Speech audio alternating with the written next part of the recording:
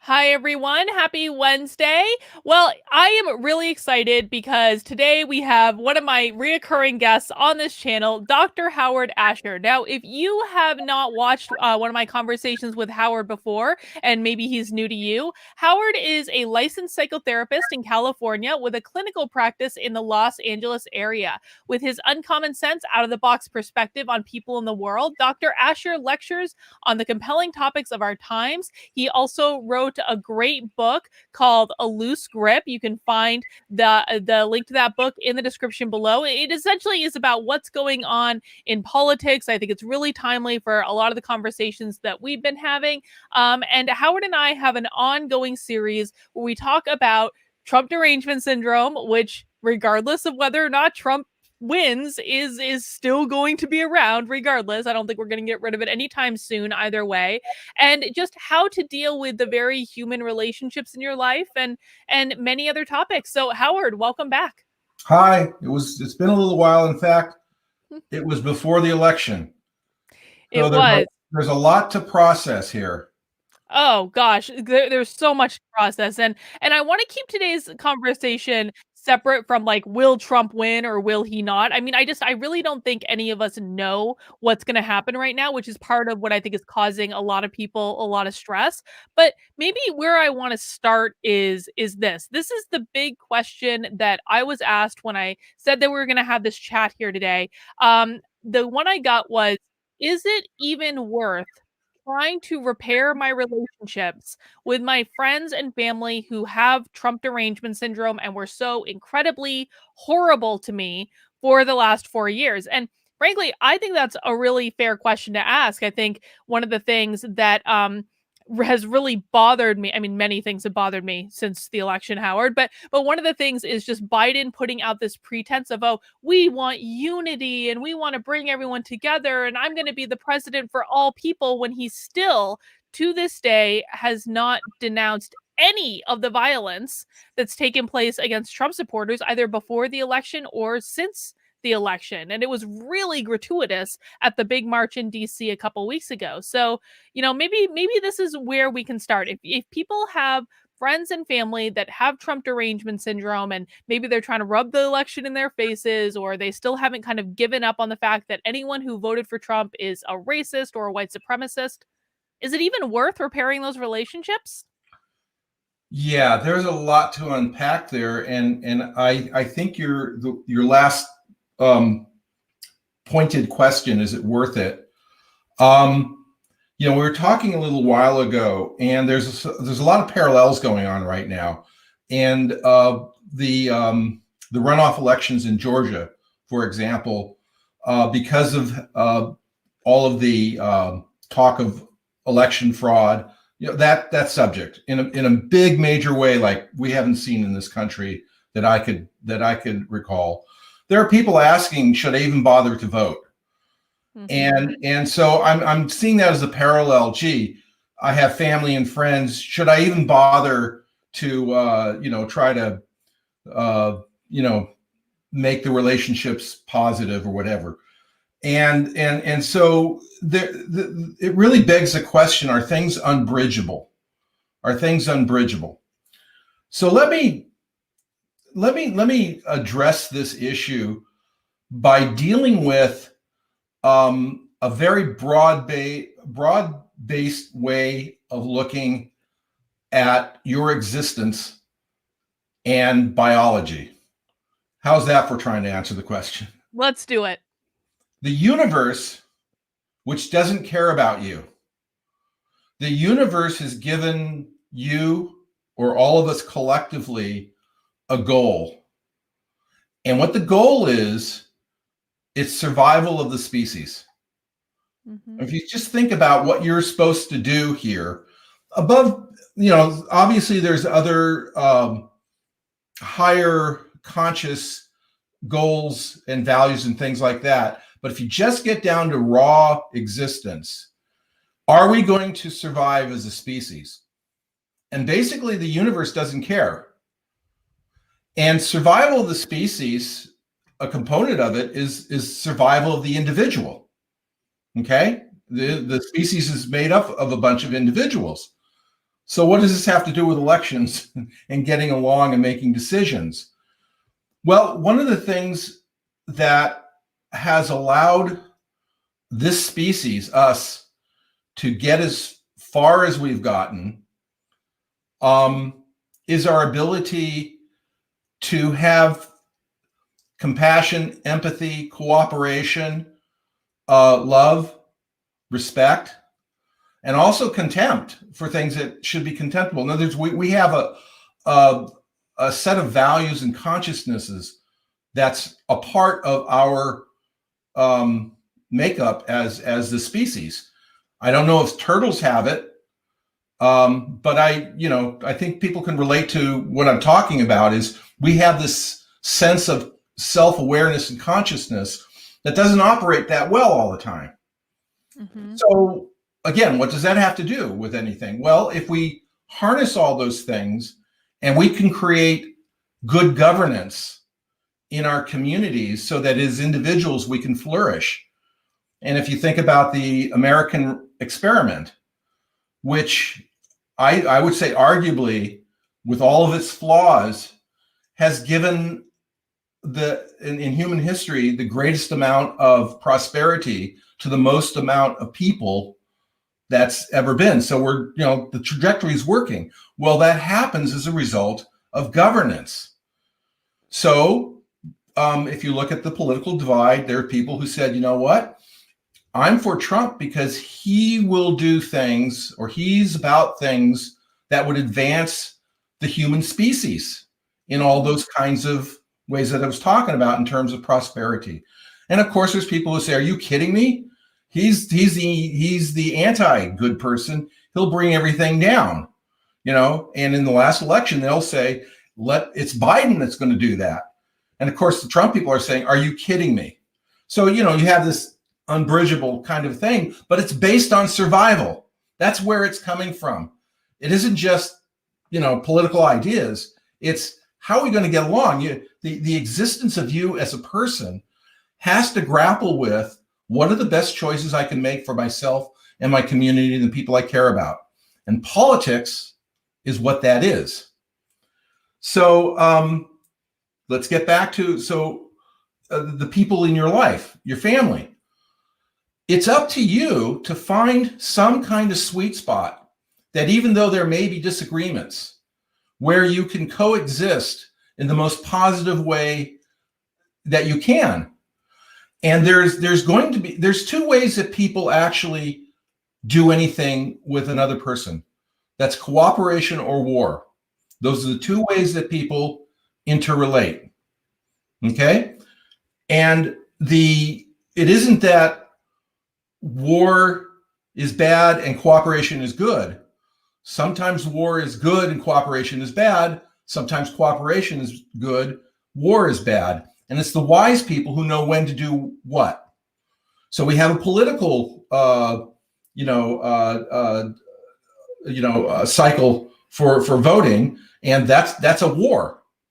That there's levels of cooperation where we say we'll cooperate to have an election and we'll count the ballots, and so there's sort of this we'll agree on what the results are, whether we like the results or not. But to get there, we're going to war with each other. I'm going to tell you why you're so bad or I'm so good. And that's what we do. And that's what was happening with our friends and families. And what is really difficult is to find a way to bridge where there seems to be no bridge that can be made. So I just threw a lot at you right now. I don't want to go, I can go farther with all this, but maybe you might want to respond to what I'm laying out for you. Yeah. Well, I think one of the things that I keep thinking about, and it's, you know, I am kind of the mindset that I don't particularly care to rebuild relationships with people, and that to include some members of my very close family who frankly have ignored me for months, who turn their back on me as soon as I wasn't even a Trump supporter at the time. As soon as I just said that they aren't Nazis, I don't particularly feel a need to rebuild relationships with them. But I think that one of the things that's very concerning for me, and granted, Howard, you've experienced a couple more presidential elections than I have. Yeah. But it seems to me that the anger and the animosity and the attacks and the hyperbole have just they reached such an extreme level with this particular election that I don't recall it ever being that bad. I recall it being bad, like 2016 was not good, but I don't recall it being this level of bad that it got to be in 2020. And I think one of the things that I'm really actually worried about the most is not even whether or not Trump supporters decide to rebuild relationships, but it's a lot of them are really angry about how they were treated. And oftentimes, like, I think that forgiving other people in your life who have wronged you, it's not about letting them off the hook.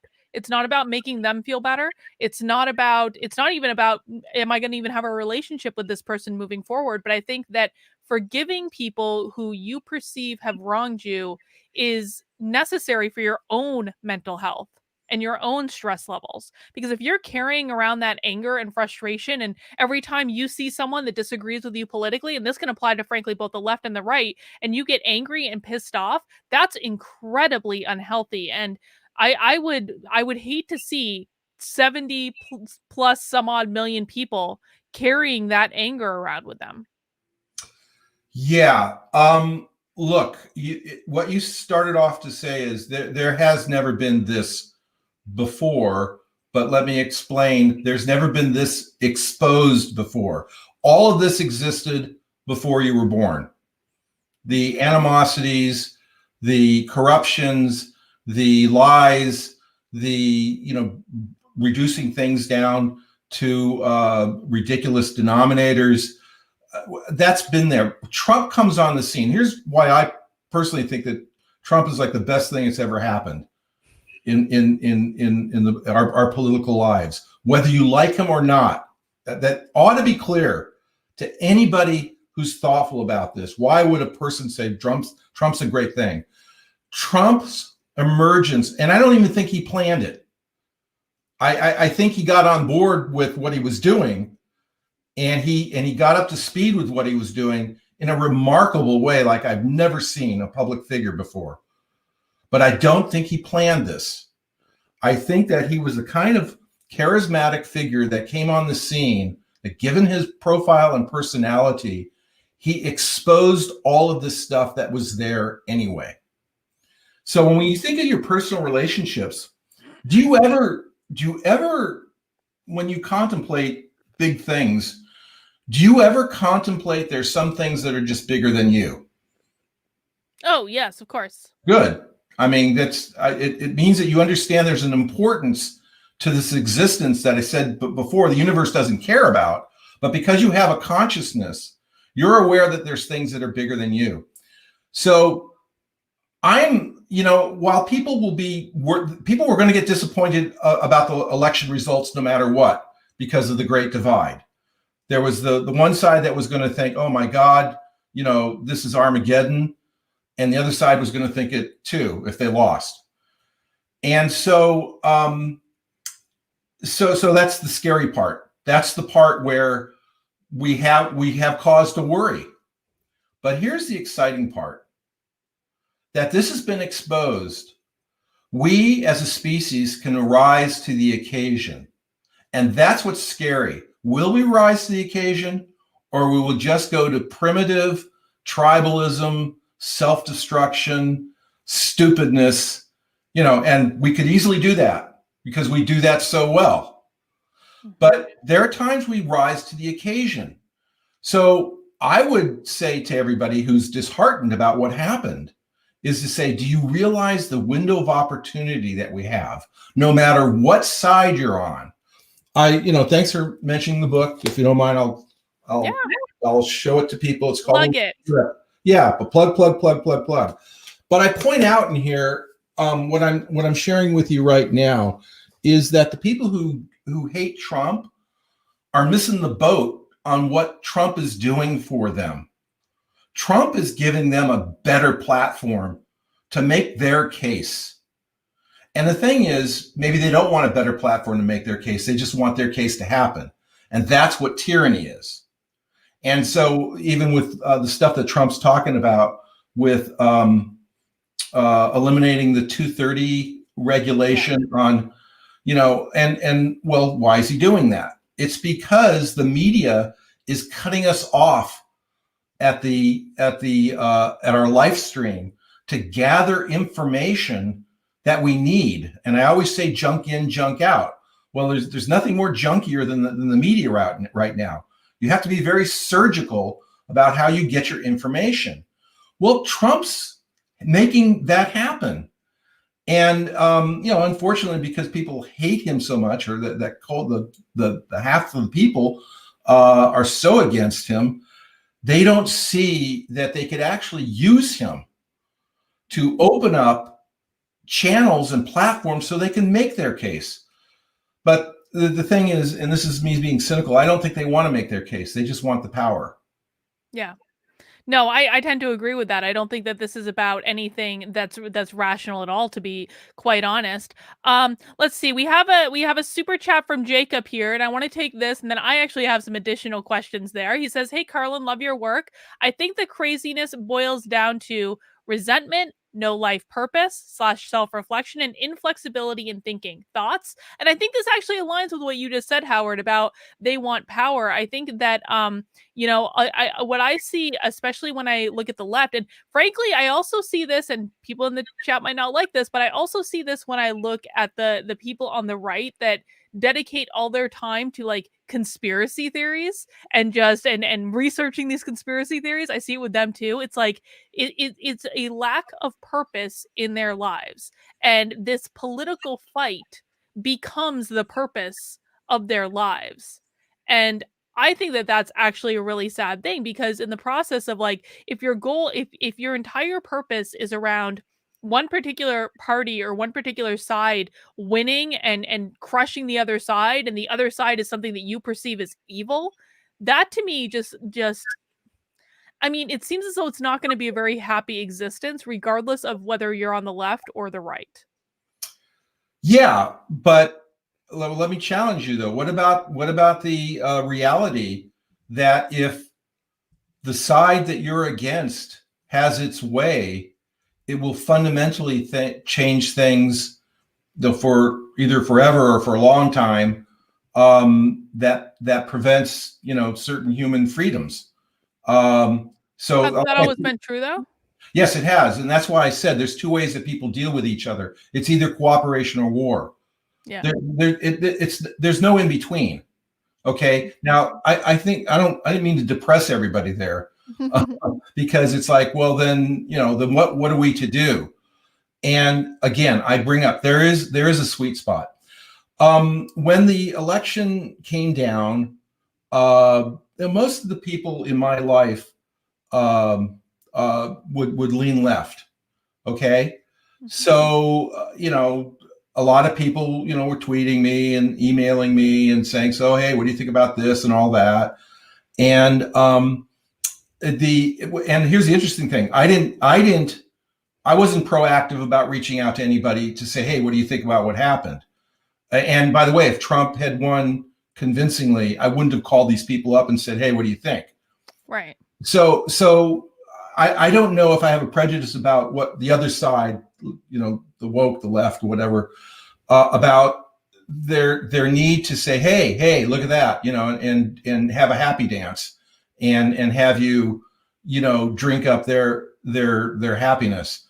So thing one was, they kind of tapped on my shoulder and said, what do you think? Now, look, to be honest, I think a lot of people cared. They wanted to know, hey, what did you think about that? And it was a good question. And the thing is, what disappoints them is they wanted to hear me say something like, well, I guess the country rather have Biden than Trump, or it was a rebuke of Trump. Well, I don't think that at all. I don't think there was a rebuke of Trump in the slightest. And of course, if you throw in the conspiracy fraud stuff, now you're wearing a tin hat. And I don't want to come off that way, even though, maybe in the privacy of my own head, I'm going, when I look at the statistics, can I digress a little bit? Yeah, go for it. Okay. When the numbers came down, the Trump team supporter type people said, wow, Trump got, what was it, 75 million votes thereabout. It never happened before. Wow, that's great. And I always said, well, that's good. But Biden supposedly got 80 million. So that's never Yeah. happened either. In the fantasy land where that actually happened. Yeah. Well, you're getting ahead of me, but if I just take what was reported by the media, if we're going to laud 75 million votes to Trump, we should laud 80 million votes to Biden. Even though, yes, I totally agree with you. I'll expose that right now. Mhm. So anyway, I was hearing that noise, days after the election, and then I looked at the stats of popular vote for all the presidents. It's really remarkable. It wasn't too long ago that the winner, well, Clinton, I think, won with 40 million, and it wasn't a Wow. majority. So the scale, because I wasn't thinking about the scale of it. And then on top of that, Trump, I think, got 10 more million votes than he did in 2016. That he did. Well, when I did a deeper dive, Obama was elected with a certain amount of votes in 2008. In 2012, he had 5 million less votes. Mm-hmm. Now, if you break that, well, what does that mean exactly? It means that from the Electoral College perspective, Obama still wins, but he has much less support. And you can reason to say, all right, I guess we'll have him reelected, but I'm not so enthusiastic about it. Whereas what happened with Trump is, who had the hating going on from day escalator. He had the hating going on from day escalator, and it was nonstop. And he did his presidency with two hands tied behind his back. Don't even get me started with the stuff he accomplished while he was doing it. And I'll just say Middle East treaties and trade agreements and blah, blah. He did all of that, and he gets 10 million more votes. You can say that Trump, forget the Biden 80 million part, Trump was approved of massively for what he did compared to what Obama did. Am I making Yeah. sense? Yeah, totally, totally. And I want to just, respond to that because I think that this is a really important point that I think people who don't support Trump like don't understand on some level. I think I've really come, okay, Howard, I'm going to make a confession. Are you ready? Yeah, you're good at confessions. In the course of this election, I have come to love Donald Trump. I really have. I have come to like I started from a place of like, I hate Donald Trump, and then I got to a place of like he's probably not the monster that people portray him as, and then I got to the place of like he's really like not that bad. I am now at the place where I genuinely love and adore Donald Trump, and it makes me so sad. I think this is part of why it might be so incredibly hard to even open the door to rebuilding these relationships, because in the perspective I have now, it makes me so sad to think that he had to fight so much every single day against insurmountable odds, people ripping him down and lying about him and what he was doing and who he was every single day for 4 years, for more than 4 years, really, if you count the campaign. That to me is incredibly sad and it's incredibly disappointing. And it's even more so when you see how much he did inspire people and how, I mean, bringing 10 million more people to his team when Yes, all of this was going on. And now just to have, people like Biden to say, "Oh, well, let's just forget everything that's happened the last 4 years. We need to unify." It feels like an extra slap in the face when they will never, ever, ever, ever acknowledge that they've been lying about him and really trying to undermine the 2016 election for the past 4 years. I'm going to make a confession too. Okay, and you know what? It's sort of like that's what the the theme here is what people are going to have to do, and why I said it's bigger than us. All of us are going to have to make confessions. If Trump had not gotten the 10 more million votes, I still would have considered him miraculously successful. But on top of that, he did. And in the psyche of the public, that's not being reported because the media wouldn't report that kind of thing. What's happening is we all like, I'm pausing here because I know we all don't, but let me just have a little license here. We all like Trump a lot more than the media is telling us. We all approve of Trump a lot more than the media is telling us. There are people who started off not liking Trump, but they're having cognitive dissonance right now. And they're going, because the vaccine's coming out, this is coming, certain things aren't adding up. But the media is saying, you're not feeling the right thing, and you're not seeing the right thing, and you're not knowing the right thing. Your lying eyes or whatever. And there's a percentage of people, it's hard to, how to calculate them out. But my sense is there's a lot of people who would put themselves in the anti-Trump category who aren't anti-Trump at all. They're just calling themselves that so they can sit down to a meal with their family. And that phenomenon is going on a long time. So I guess I'm making a pitch. Don't despair. We're actually, people who watch this and all that kind of stuff, we're winning. We're winning.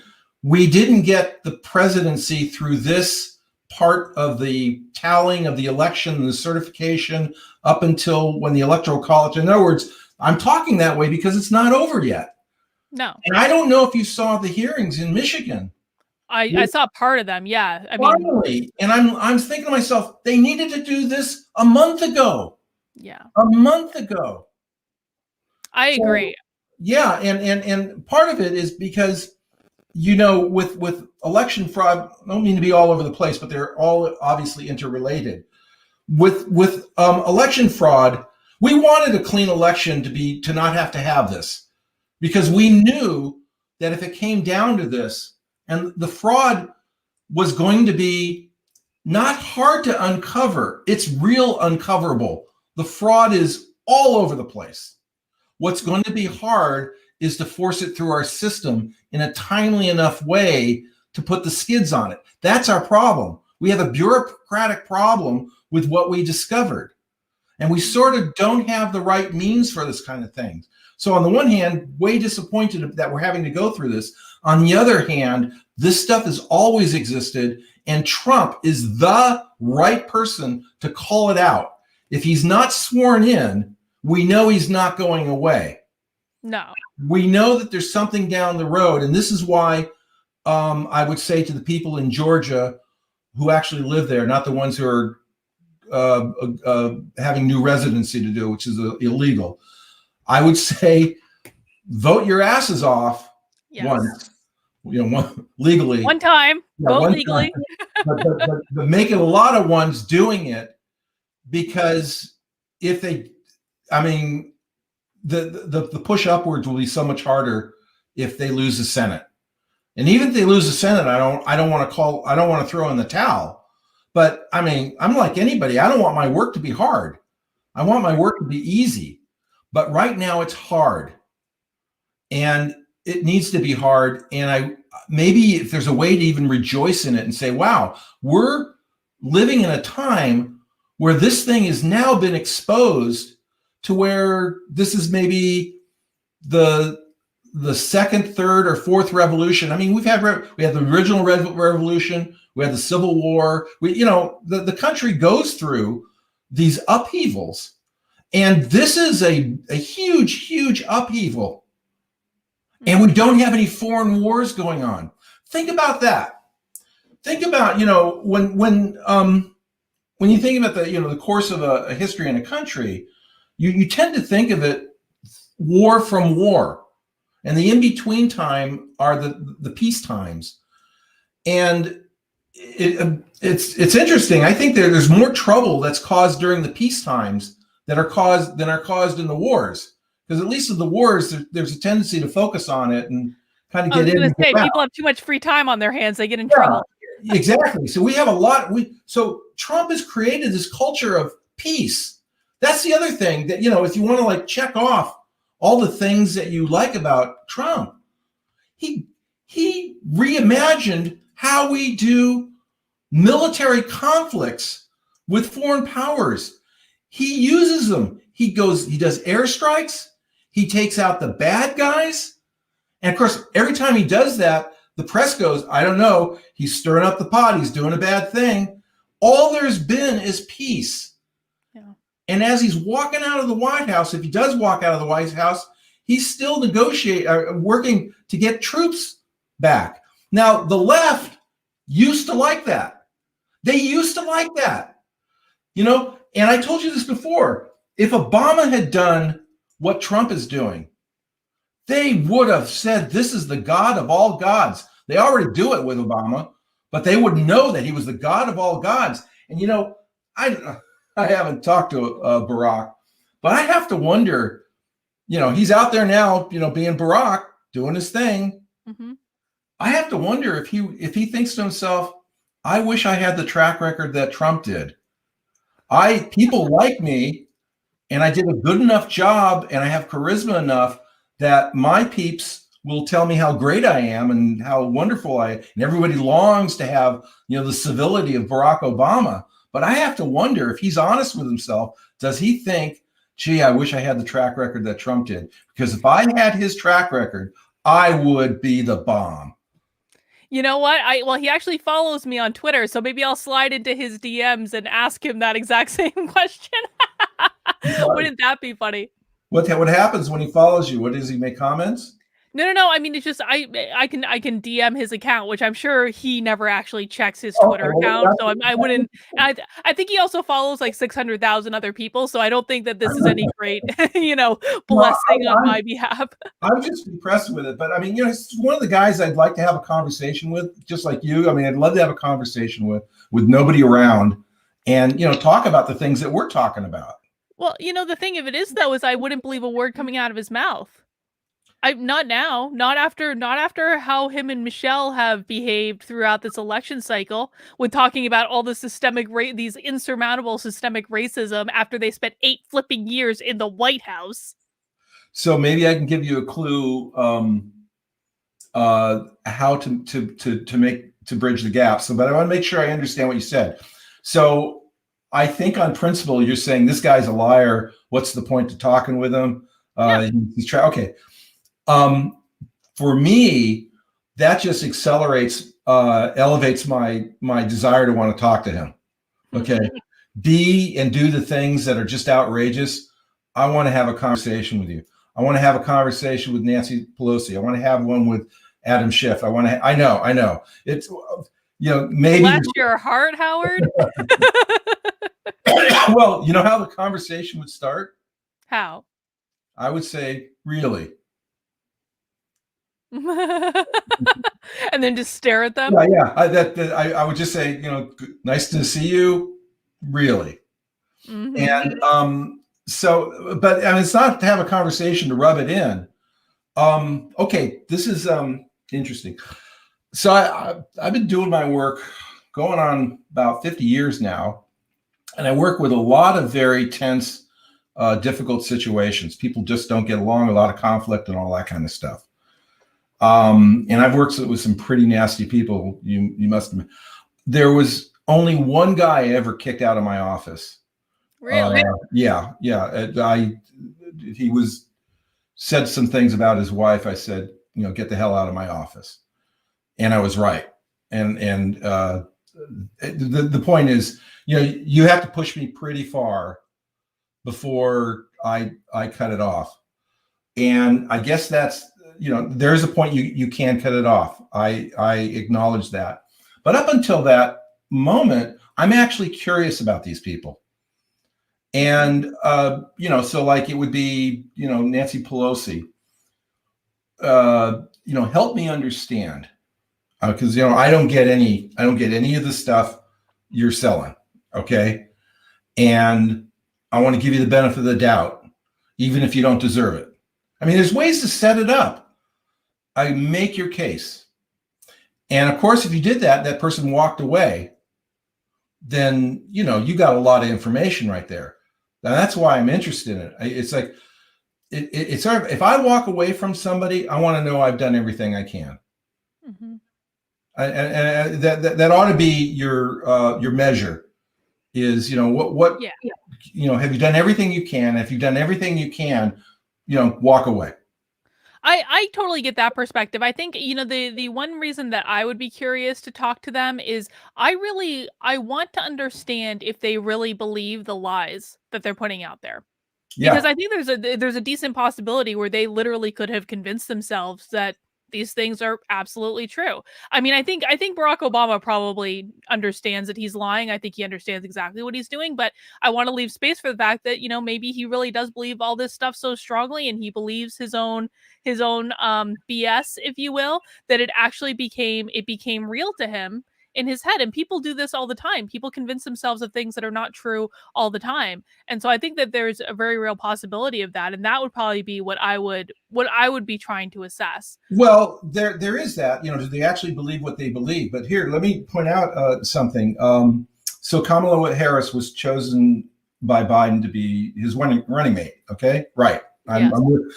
I'm pleased. My eyes just rolled to the furthest backest point of my head. Yeah. When I say a name, I'm not trying to do harm here. I'm just. But anyway, I need my safe space, Howard. I need a safe space from Kamala Harris. Yeah. No, I get it. At any rate, so she's chosen. So there are a lot of softball questions came her way, except for one question, which was, during the debate, you really laid into him. Remember, she teed him up and skewered him for positions. So she was asked about that, and okay, so I want to hear what she has to say. Now here's the interesting thing: I think she was honest, and yet the honesty revealed something really despicable. She said, it was just a debate. That was her answer. It was just a debate. Mm-hmm. So, okay, so from now on, there aren't any debates that are credible because they're all just debates. All the people who are talking are just saying things to get from one point to another point, forget what the content is. Now, of course, that needed to be the follow-up question to her. So now this gets me to I'm actually amped up to want to talk to her. I'd want to know, when you said it's just a debate, which you're correct, you were just doing it to score points in a debate, whether you agreed with it or not. I get you. But when you say that, what do you want me to think now about you? Do you want me to think I can trust you and that your motives are good and that you're not corrupt? Or what? I mean, I actually don't know what. And, if I can assess what she's like, I think she'd walk away. I don't think she'd have that conversation. No, she would not answer you at all. No, she And would. she'd probably call you a racist for asking the question. Of course she would. Okay. And then, of course, that would tell me everything I already knew anyway. But from my perspective, I gave her the opportunity to step up to be a high functioning person of this species. Now that goes back to, what's the goal here is survival of the species. Mm-hmm. She wants to be a survival of the species through inaccuracies, corruption, dishonesty. I would like to be a survivor of the species with honesty, sensibility, ethics, morality, good judgment. You don't see those very often in politics. Mm-hmm. And what this era is why I'm so excited is it's all getting exposed. And we could rise to the occasion. We could use it, or we'll fail at it. That could happen too. Well, and that's actually part of the reason why I'm not actually that nervous if Biden ends up getting inaugurated, because I think that's actually going to be great in terms of exposing how insane all of this is. I think it's going to get exposed much more easily with Biden than it would be with Trump in there, because with Trump in there, it's going to be another 4 years of arguing. And maybe if Biden gets in there and it all gets exposed, well, guess what? Donald Trump can swoop in like a ninja in Yeah, 2024 and run again, and probably actually be able to be significantly more productive yeah, with getting more people on his side. I, So I mean, it doesn't give me that short term gratification that I'm looking for, but yeah. long term, it might actually be a better thing. I sort of had a sense of relief. I get it every now and then when I'm looking at the Biden situation, and it means that everything that's going to be happening, it's on Biden now. In other words, whatever happens, that Trump, Trump gets blamed if if a bridge washes out. Why he's responsible, I don't know, but he'll get blamed for anything. And so now something happens, and I'm slightly snarky with some of the people I talk to when I say, no, I feel good. Biden's going to take care of that. I feel good. We're in Biden's hands now, and so it's on Biden now. And there's a certain sense of relief that you don't have to defend or explain or get into pretty absurd, ridiculous conflict arguments with people. It's on Biden. Biden will fix it now. Mm-hmm. All right, I just want to do a quick pause, and we have some super chats to do, but I just want to ask you guys, if you're enjoying this conversation so far, please consider giving us a thumbs up so that YouTube actually tells more people that we're having the conversation, because God knows they aren't going to do it on their own. So hit that like button. We really appreciate it. If you're not subscribed to the channel, Howard's on very regularly, so I would appreciate the subscription as well if you like. All right, so we do have this question from Mr. Raz Lion saying, Carlin, can you imagine unifying with the people who chased you down at the walkaway march? To do so is insanity. Well, here is the answer that I had to that. Can I imagine unifying with those crazy Black Lives Matters protesters that chased me and my friends? I'm not going to be friends with them. I'm not going to hang out with them. But the reality of it is this: is the people that are doing that sort of thing, they are a small percentage of the overall population. They're the very extreme left, I think, is like about 12% of the overall population. So we're not even talking about the entire left. The entire left is not going to Black Lives Matters protests. The entire left is not chasing people down in the streets. The entire left is not doing the things Antifa is doing. Most people are just average, everyday people who are living their lives and trying to do the best they can. And I think I empathize with a lot of them, because I mean, like, we've talked about this in one of our previous chats, Howard. Like, one of the reasons that people get sucked into Trump derangement syndrome, frankly, is that they're lazy. And lazy in the sense, not in the sense that they're not hard workers, but lazy in the sense that they aren't paying attention to the news. They aren't fact checking the news. They maybe have it on in the background. They believe what CNN told them. They're MSNBC, and they just aren't looking into it any further. And I was absolutely in that category. I was so busy living life that I had just really stopped paying attention. And I didn't want to drive myself crazy with Trump all day every day, because I didn't like him at that point. So I was like, well, why am I even going to worry about this? It's going to take care of itself.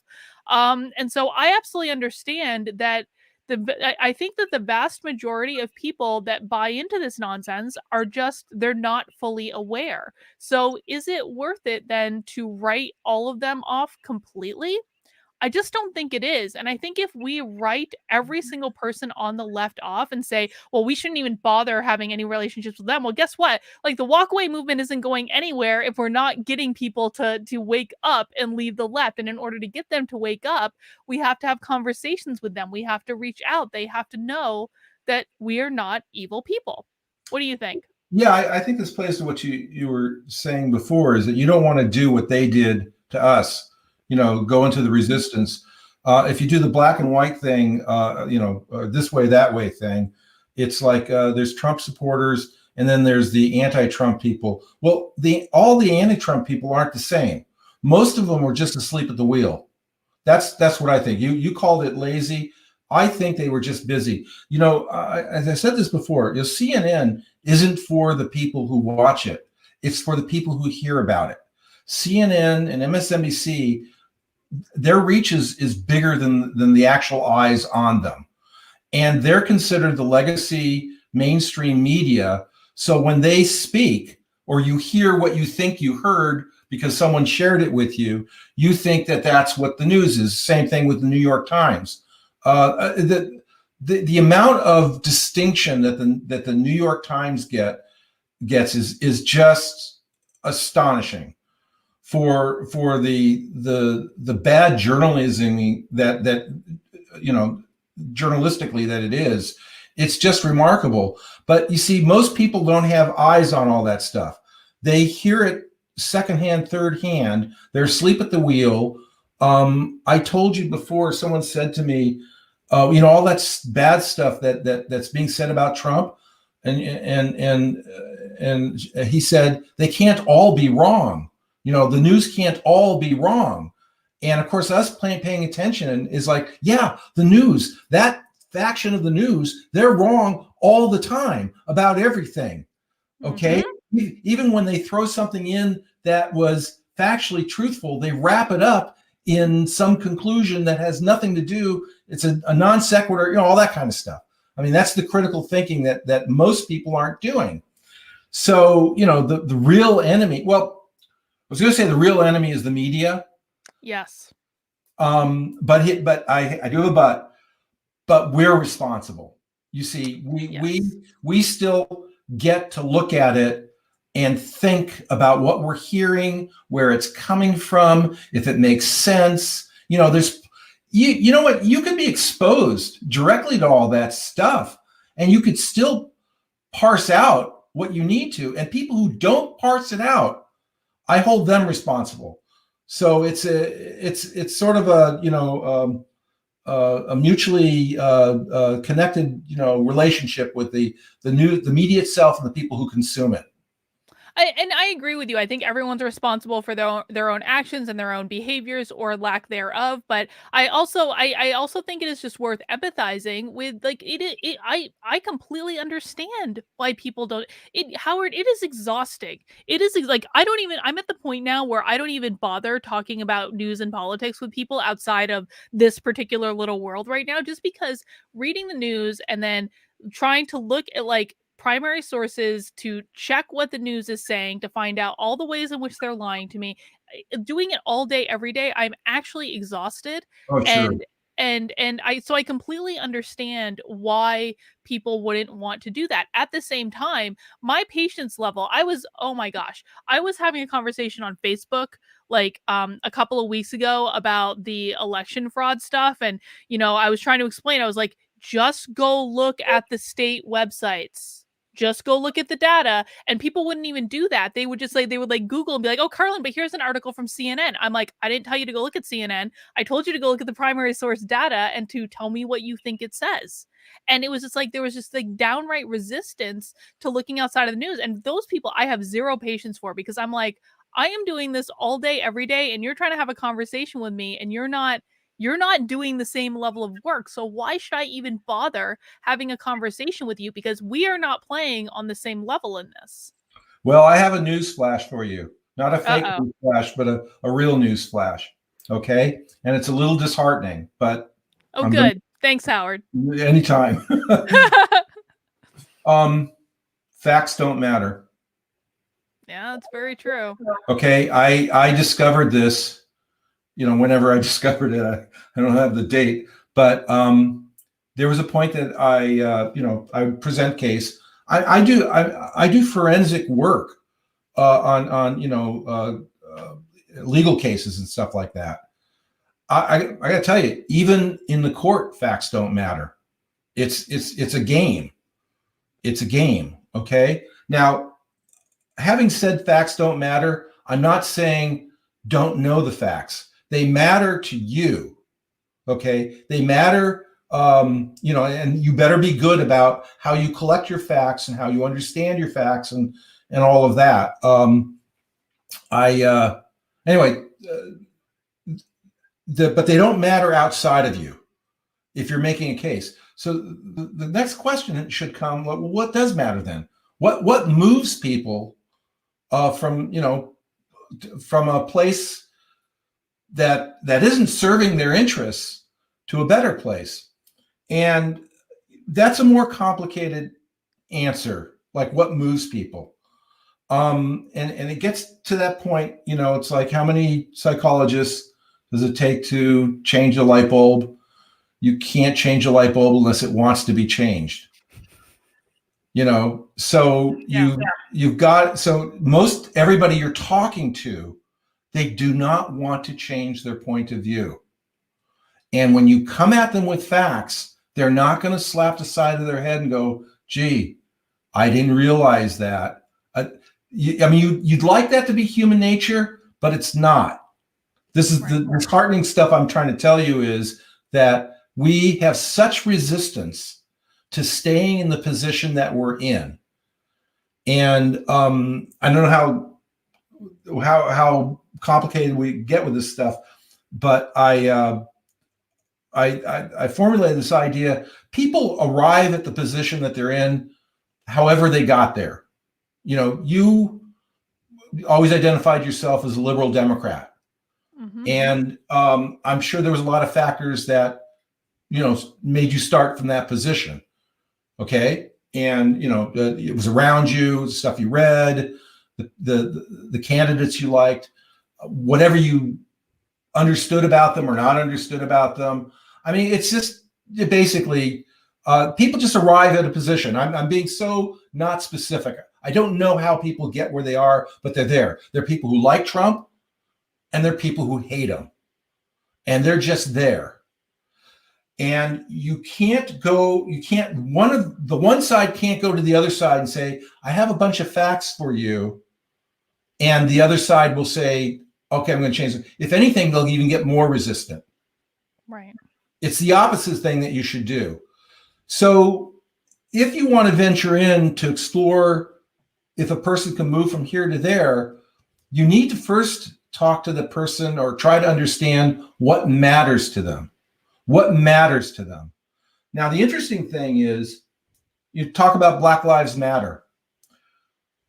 Well, if Black Lives Matter and you're just looking at the raw numbers of how many blacks benefited during the Trump term, and you have to come up with what your metrics are going to be, and there'd be a lot of them. Trump would come out saying, well, if we care about blacks, Trump's your guy. And you could demonstrate that by certain metrics. And yet, with the people who espouse Black Lives Matter, and we know that that actually is in two categories. There's the meaning of it, and then there's the political name of it. But if those people actually cared about Black lives, why aren't they coming on board with Trump? And to me, if I was going to try to understand anything, I would go there. And, if you could have the conversation with these people, you might get somewhere. But how many times have we said in this discussion, I think at that point they would walk away. I think if you try to say, well, if you want to help blacks and these are the things that happened with Trump, what do you want to do that's different or better? And I don't think they'd give you an answer. I think they'd walk away. And it means that we want to hold on to our positions no matter what. Mm-hmm. Very discouraging. It is, and I have a question about that. I just want to do a quick pause and acknowledge the super chats that we've gotten from Justin, because he sent them in a minute ago, and I feel kind of bad I haven't gotten to them yet. Justin, I can't pull the first one up on the screen because StreamYard won't let me, but you said people hated Romney. I was sure he was a sociopath in a clinical sense. Well, Mitt Romney's a whole other separate problem, isn't he? And then Justin also says, if Harris is the Senate tiebreaker and Biden steps down, she'll effectively have dictator-level powers. I don't know that that's necessarily true. But I suppose that we'll have to wait and see. So, Howard, I want to get back to what you were saying in that, I think that one of the things that I struggle with in this whole affair is that, what you basically just pointed out is that people, generally speaking, and this is true across the political spectrum, whether on the left or the right, are going to be really resistant to changing their worldview. Because if they're wrong about something like, which in the grand scheme of things is actually like a relatively small thing, if they're wrong about the fact that Trump is a Nazi, which is a provably absurd claim, how many other things in their life are they wrong about? And I think you've talked about this before, is like once you open that door like a little bit, it's like your whole world comes crashing down, because the implications of like, I was wrong about this thing that I believed so emphatically for years, and I was positive of it, and I could point to all these examples, and it turns out not to be real. Like, what does that mean for every other element of your life? And for a lot of people, that's an overwhelming prospect. It is. And the way that you just put this, which is a very important thing to point out, what it does is it highlights everything we're going through here is a psychological issue. It's the psychological foundation of your sense of who you are, your well-being, your values, your world outlook. Because if you know how they're all interrelated. It just came out yesterday with the Veritas, James O'Keefe's, the recordings they got from Zucker. I'm very excited about these recordings. Too, but it shows Zucker. It shows Zucker saying we can't normalize Trump. This has been a key thing. You know, again, normal is a very wide range. There's a lot of dysfunction within normal. I mean, and outside of that, you get pathological. But normal isn't necessarily like you're home free. You can be pretty not functional even when you're normal. Okay. So anyway, they don't want to normalize him. I mean, my God, then I guess he has to be pathological. And they'd say, sure, I'm fine with that. He is pathological. Well, he isn't. He isn't by all accounts from a public profile perspective. He's as normal as they come. He's got a lot of personality variables that are fascinating and all of that, but he's normal. And they can't normalize him. And so now watch where everything would fall apart. So if you are so firm that he's not normal, and it could be demonstrated to their satisfaction, so that they plow through their own cognitive dissonance, and they say to themselves, yeah, I guess he is normal. He's not my cup of tea, but he's normal. What else has to fall apart in their whole worldview? And the answer is just about everything. It's a catastrophe. So my commentary on any kind of public platform is I've sort of looked at the country like it's a patient, and it's normal, but within the normal, there's a lot of dysfunction. There's a lot of problems with it. There's a lot of, we've caricatured everything, and we've warped our sense of understanding about things.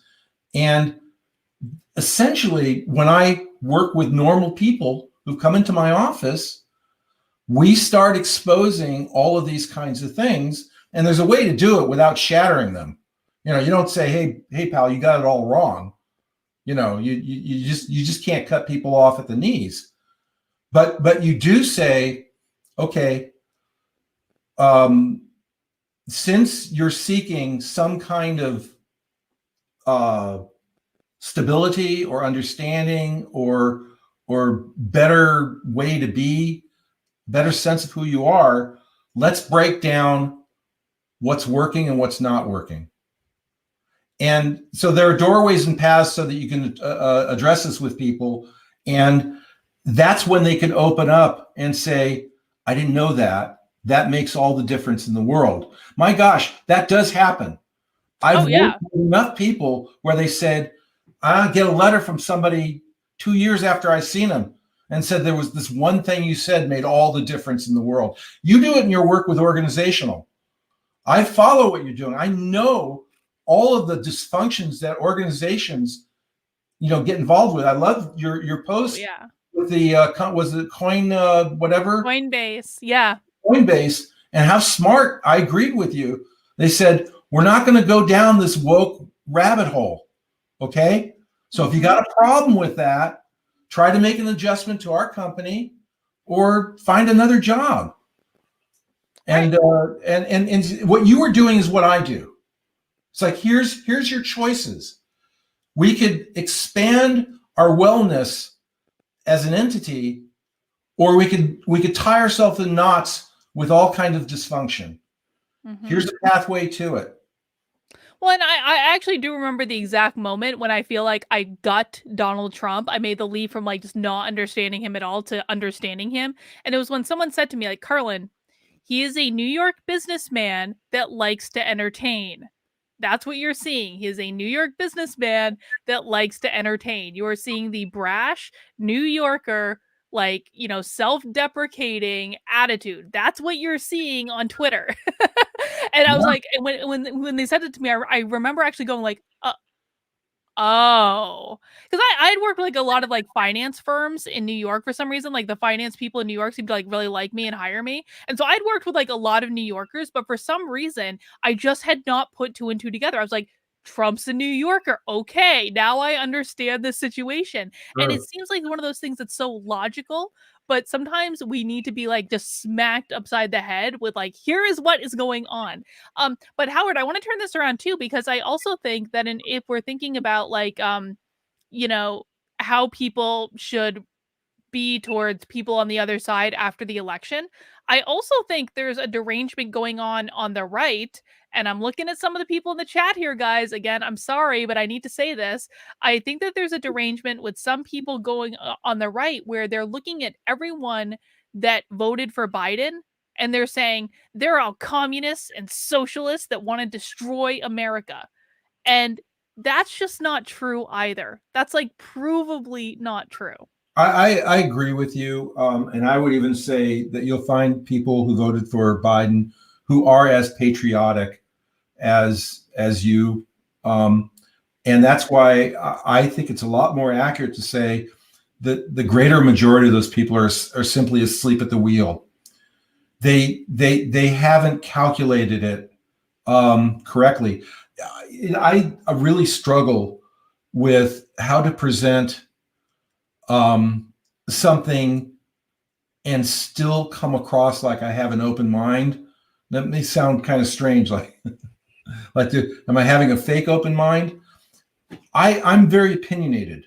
Okay, I've worked hard on my opinions, and I've committed to them and sacrificed for opinions in the psychological world, in the legal world, in the political world, in the media world. I mean, you're out on the limb with those opinions, and I better be able to back up what I'm saying or have a good reason to say what I'm saying. So part of that was and I've written articles about that people just think differently. So not everyone thinks the way I think, and I'm not the last. I'm not the last, word in how to think. But having said that, I've done a lot of thinking about it that at least to myself, I make myself the last word on it. I have to be able to live with what I'm saying and stand by this. Sort of like the example I was given about Kamala Harris. It's like if she cares about that kind of integrity as much as I, would she do me the courtesy of answering the question? Like, how do you say, well, it was just a debate? It's disrespectful answer. It's a bad answer. It's a stupid answer, and it's not a moral answer. So this points to, all right. So the people who voted for for Biden, can I make a case that they really got it wrong, big time? Mm-hmm. And that's the part that, if I'm being honest, I totally believe that. I totally believe they got it wrong big time. And it's up to me to be able to, if I go that far out on the limb, having said that, well, people think differently, so why can't it include, Biden people? It goes beyond that. I just think that people think differently. I think there's a miscalculation and a misunderstanding of reality.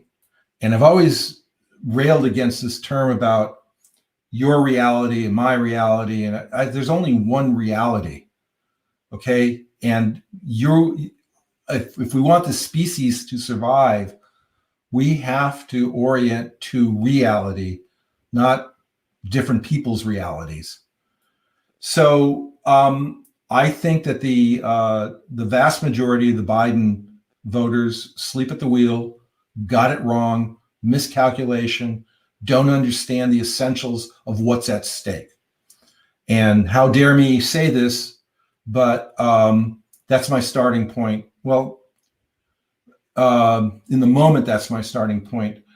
I actually worked on that for some time, trying to understand what matters to the people who voted for Biden. Mm-hmm.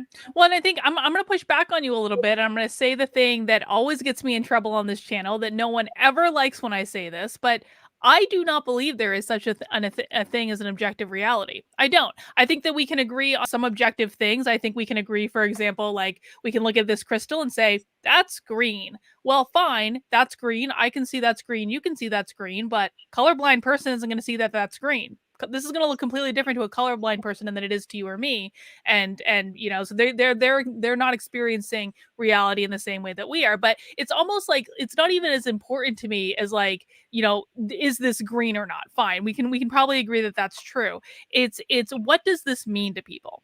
And Right. that's when we start to get into the subjective part of reality. And so if I'm pushing back on this idea of, like, we all need to orient ourselves around one reality, well, I'm gonna look at Biden voters and say maybe their values are just fundamentally different than mine. And that I'm not necessarily going to say that they're see, like, even Justin in the chat is saying that rock is blue. No, this is green, dude. This is actually green in real life.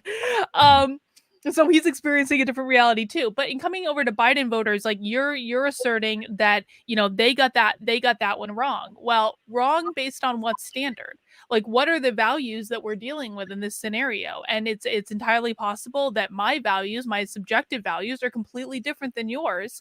And if that's true, then I'm going to vote for a different candidate, because the reality is, like, we all get to choose who we vote for based on whatever reason in the world we want. And I might not consider someone else's reasons to be good, and I might not consider them my reasons, but it doesn't necessarily mean that, you know, like, my reasons are not necessarily all any better by any objective sense than any other reason at the end of the day. If someone's reason for voting for Biden is that the most important thing to them in the world is that the president doesn't say mean things on Twitter, well, by that standard, they actually voted for the right person then. Because Biden, who doesn't even do his own tweets, is probably significantly less likely to say something mean on Twitter than Trump. Right? So they voted for exactly the right person if that's the thing that they care about.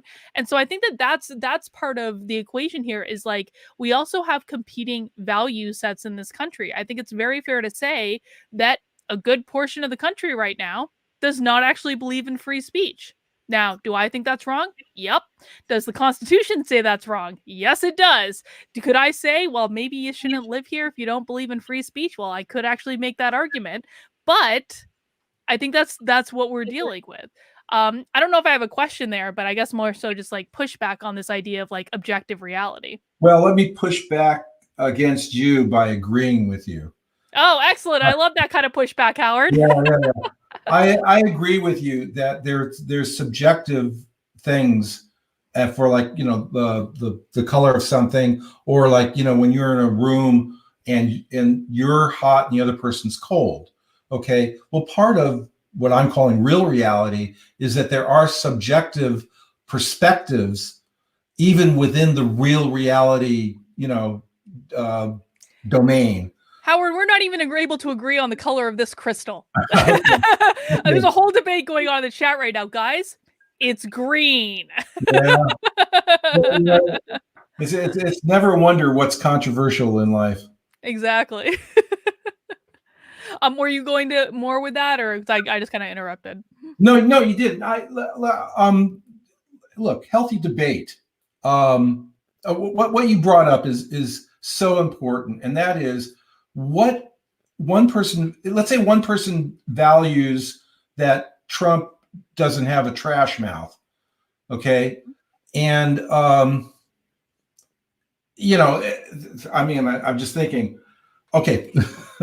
I do this thought experiment with people, and I say, and they hate his guts, Trump. Okay, Mhm. and I said, okay, with everything you hate about Trump, if he were to cure cancer that your child had, would you allow Trump to do it?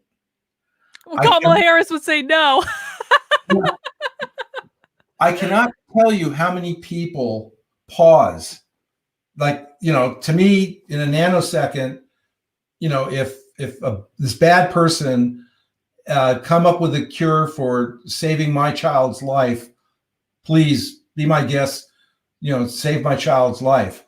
But a lot of people will say, well, now everybody I asked actually, they paused and they said, well, yeah, I just don't like the way he talks. I'll press. I'll say, so if your life or your child's life was at stake, and Trump could impact a cure, because he doesn't talk the way you like, you would bypass the cure. And they go, yeah. So you got to be able to wrap your They're brain. liars. They're dirty liars, is what they are. No, yeah, I hope so. And then maybe the worst case, they don't know they're liars. But you understand why I'm asking the question. I'm trying to get down to what really matters to you. There's a whole lot of stuff that is very unpalatable about any person. And Trump may be way high on that scale of things to not like. But, earlier on in our discussion, we referenced, my gosh, look at all the things he's done. So Mhm. you can tell that I'm looking at, those are the things that matter to me, those things that I value. But you're right. Other people value that, he doesn't like the way he talked about John McCain and stuff like that. So I don't want to drop the conversation. I'm still curious. I'm still curious why some people care about these things as opposed to other things. But you're right. I'm agreeing with you. People care about different things. Well, and I think we have a super chat that I think might exemplify that. But since people are still arguing about the color of the crystal in the chat, I just want to say this, guys. This is a blue crystal. Okay, you see, it's nice and blue. This is a green crystal. Okay, this is green. I'm just saying. I'm gonna keep being. This is green, Howard. We're gonna live in You objective reality. This is green. You really started something. Do you remember there was an internet thing, a phenomenon where there was a person wearing a dress, and some people saw a gold dress, and some Yes. people saw a blue dress, and then there was also the thing where there was an auditory thing where some people heard one word and other people heard another word. I think that was fascinating. I do as well. I don't know that we're going to settle the debate about my crystal today, but Sasha has got a good super chat for that continues the conversation. Sasha says, "You keep saying people are asleep at the wheel as if that's okay. If you are asleep at the wheel, you are going to kill people." And I disagree that that's what I'm saying. First of all, there is a difference between being literally asleep at the wheel and figuratively asleep at the wheel. If you are literally asleep at the wheel when you're driving a car, of course, that is an actual problem, right? That could actually kill someone. But when you're saying you sleep at the wheel in terms of like you don't fact check the news, I mean, that fundamentally usually isn't going to actually physically hurt someone if you see a story on CNN and you don't go and fact check it. And I think that this is less about agreement with whether or not that's okay. I suspect that everyone probably in this conversation would say it's really not okay that the media is lying to us. Like that's not cool. And I think that we can all agree that the media is the fundamental enemy in this equation. However, can I completely understand the perspective of someone that works a, works a heck of a lot harder than I do, works a really long day, has to go to a real job, it's not just complaining on the internet all day, that has to actually like show up, work with other people, work their butts off, not get home until late at night, and then they have to cook dinner for their family and maybe spend a little time with the kids, and they just don't have time to go back and fact check the news. I can absolutely understand that perspective, and I think that in terms of where we move forward after the election, it's important to understand that not everyone's going to have the same values as you, not everyone's going to have the same priorities as you, but we still need to coexist. in the same space because I mean, I was watching Scott Adams earlier today, and Scott Adams was talking about like if there's a choice between people who are working the elections being bullied and civil war, he's going to choose civil war every single day because he places bullying as a really like is something he feels really strongly about, and he would prefer if he has to choose between people being bullied that were working the elections and civil war, he's going to choose civil war because he believes so strongly that bullying is wrong. Well, that's his perspective. My perspective is I don't like people being bullied. I spent a career trying to help people who are being bullied, but I also don't want a civil war. Like, I feel very strongly that a civil war is not probably the best thing that could happen.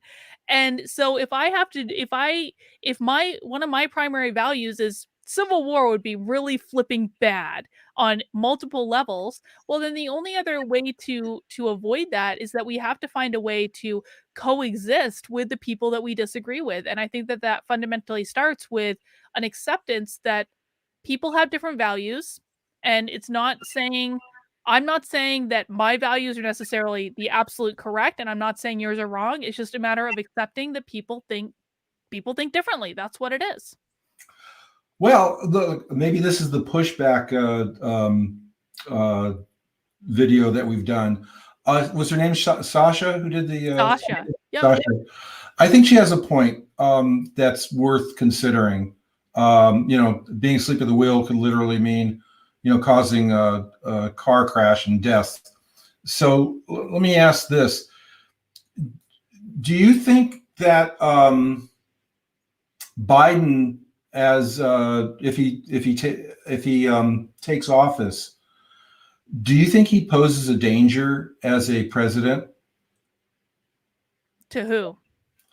Well, I guess it depends, right? I don't think he poses a danger to me. Not I to think I'm going to be fine. okay. I'm so wow. This is a very layered discussion. I want to say this: whoever takes office forever, from now till all the other presidents that will ever take office, this is an appeal I'm making to everybody. You still need to have the life you were going to have anyway. You Yes. can't let who's in office get in your way. Okay. Now we're in agreement, right? You can Yeah. feel the love, right? I completely agree with you on that. Yes. It's so important. Now that's not to say that we don't have an intense desire to see this person over that person get into office, right? Mm-hmm. So can Mm-hmm. those two things coexist? That we have to have this person in office for the values that we have and what we want to see happen.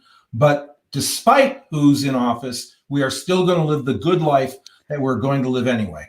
Well, I think that actually proves the point I was making though, Howard, because that's effectively what I did. And God knows that maybe I didn't handle the situation perfectly, but I remember waking up the morning after the 2016 election and crying and being very upset and thinking Trump is going to be a horrible president that's going to tank the economy, which is going to tank my business because my consulting business was all built off essentially like disposable income that employers had. So because they weren't going to be hiring someone like me if they had to cut corners everywhere else, it wasn't just going to be feasible. So they had to be able to be doing well to be able to afford to bring in someone like me.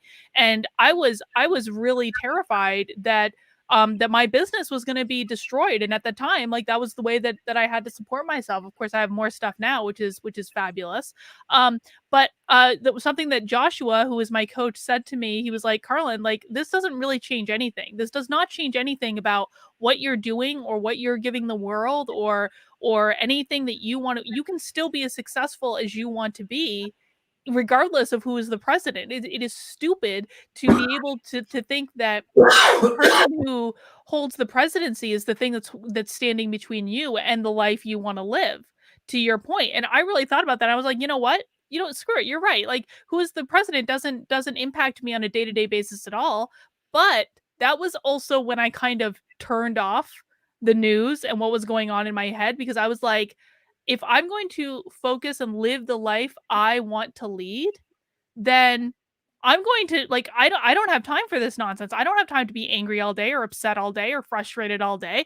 I have to be able to focus on building my business and doing what I want to do. And I was writing a book at the time as well. And like so I chose to put my energy there, which fundamentally meant turning off what was happening in the world otherwise. Well, I mean, you're talking about a level of compartmentalization. There's this part of your life, there's that part of your life, there's other parts of your life, and to some extent they may touch or overlap, but at the same time, those compartments have to have their own integrity. So, such as the challenge of a person in life is whenever time they're born into, whatever circumstances they're born into, whatever family they're born into, whatever, it's still going to be up to them. I mean, that's sort of like the American thing is like you don't have to end up where you started. Mm-hmm. Well, Sasha's super chatted in again saying people have literally died because others were asleep at the wheel, figuratively too, what was happening politically. Sasha, I'm going to push back on you. And Howard might agree with me or he might not. And I'm going to say, this sounds like a leftist to me. Anytime I hear someone is like, they've literally died. They've literally died.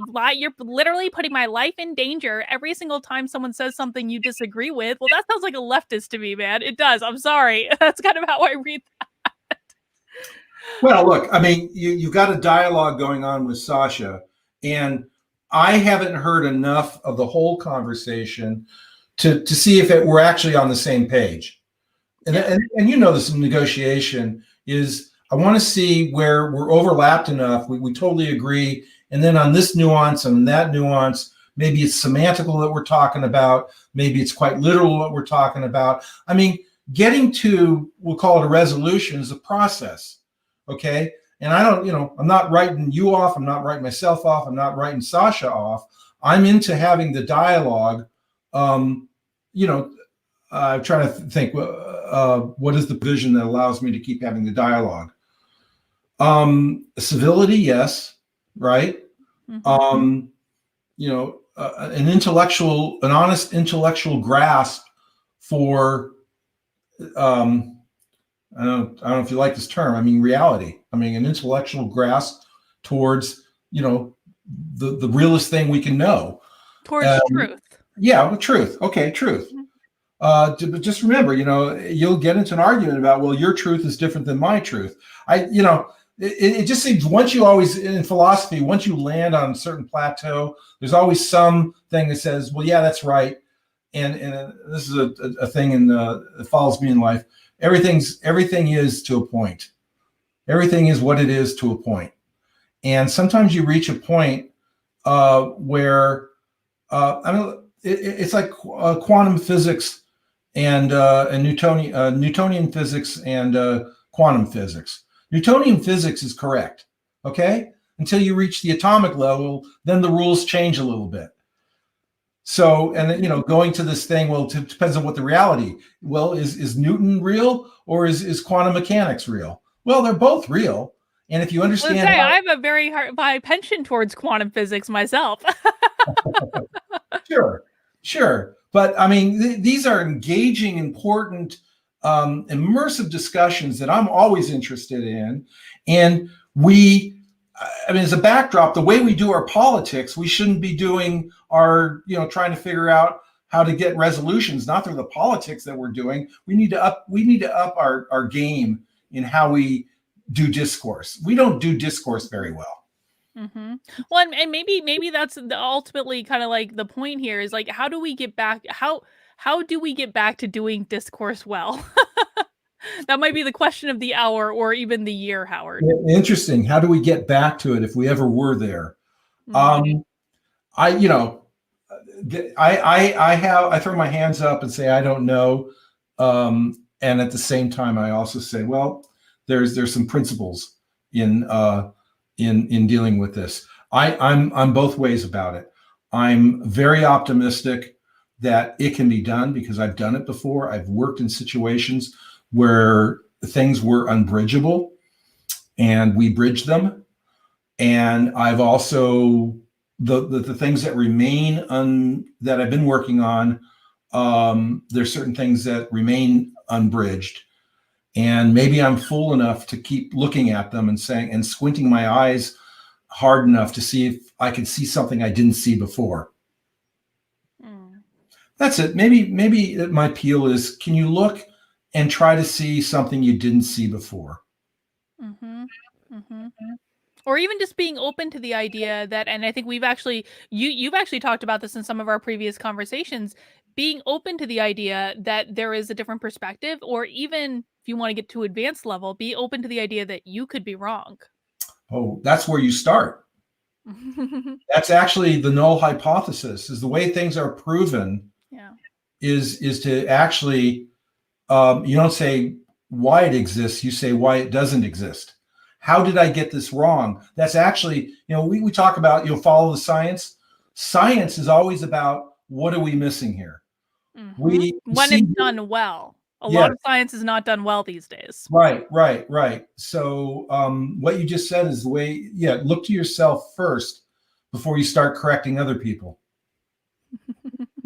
I have to point this out. Elizabeth Barlow in the chat says, "I proved why the rock is green in locals." So, guys, if you want to know why the rock is green, you're going to want to go join my locals. The information is in the description below. I have my nice locals mug here that they sent me. Howard is also on locals and has his own locals. And I would strongly encourage you all to join Howard's locals as well, since you're already there. The information is in the description below. Well, Howard, we've been going for almost 90 minutes now, and I think where I kind of want to try to get some form of closure in this conversation, I suppose, is, we still don't know exactly what's going to happen with this election. There's still a lot of information coming out.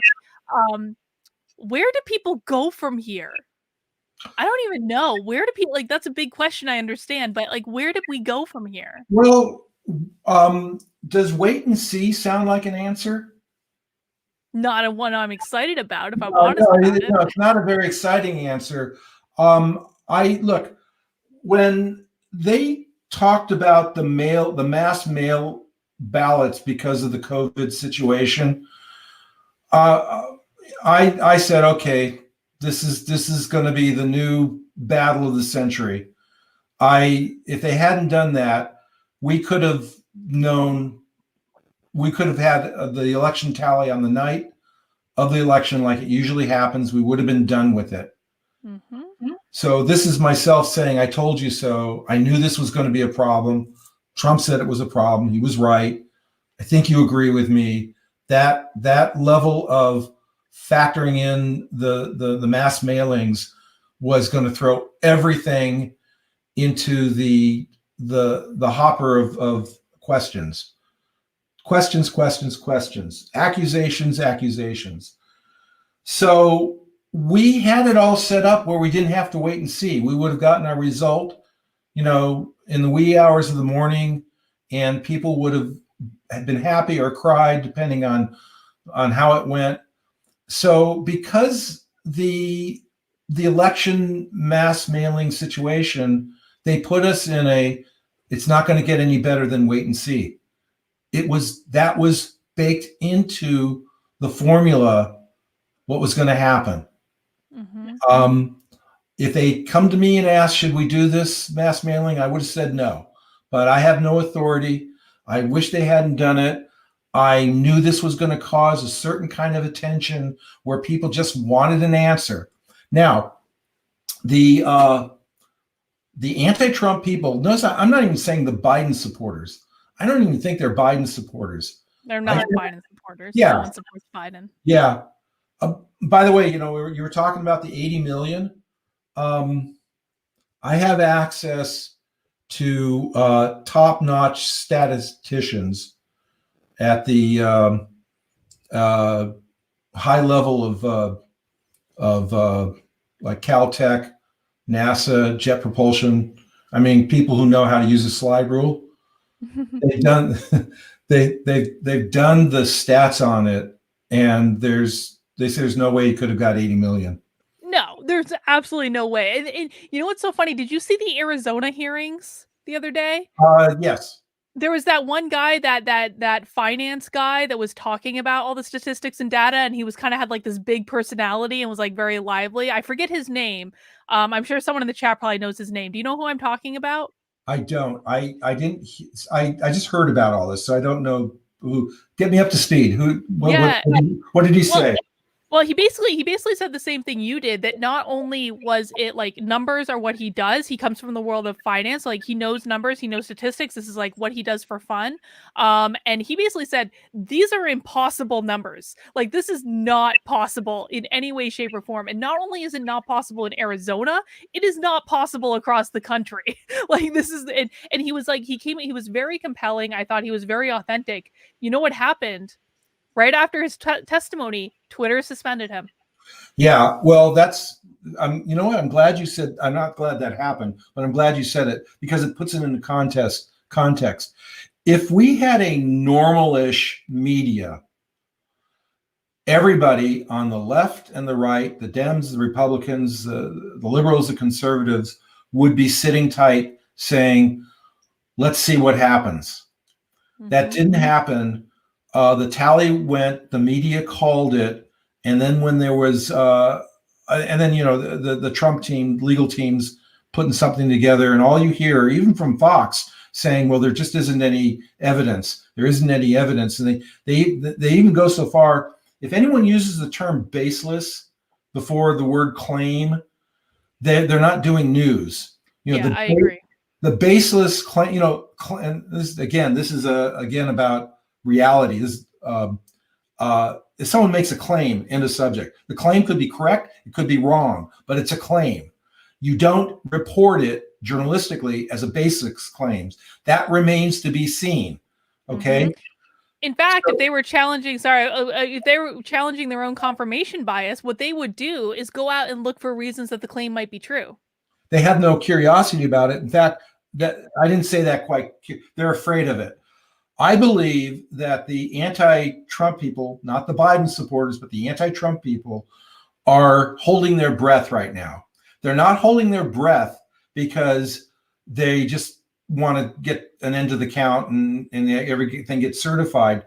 They're holding their breath because cognitive dissonance, they know that there was something afoul. They know there was a problem, and they would like to just figure that they won't find it out through the bureaucratic methods. So nothing to see here, and they go along with the media tsunami of baseless claims and all of that. The claims are so astounding and they're so alerting that anybody would turn their head and say, let me see what's going on here. So they're saying there's no evidence. Well, affidavits, I mean, how many are there? Over 200? A lot. Yeah. A lot. Under the penalty of perjury, and then some of the people now have come out. We actually see them, and you can imagine how brave they have to be in this particular climate to say, I saw a truckload of ballots that only had Biden's name on it. It was in the thousands and stuff like that. Now, could any one of them be lying? Sure.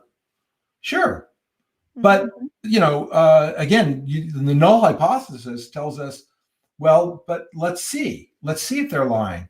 So everybody's really unsettled. The anti-Trump people just want to get this over with and get it declared and get him get Biden sworn in. I think because they know in their bones there's some foul stuff going on. And then of course there's the people who are on the Trump supportive side, who are legitimately outraged. And I mean these are really challenging times, because if there isn't enough integrity, I'm saying enough integrity because there can't be complete integrity in the election. If there isn't enough integrity in the election, you don't have a republic. It's done. Right. And go ahead. Sorry. Well, I just want to say that's one of those things where it's bigger than us. It's bigger than who we care about.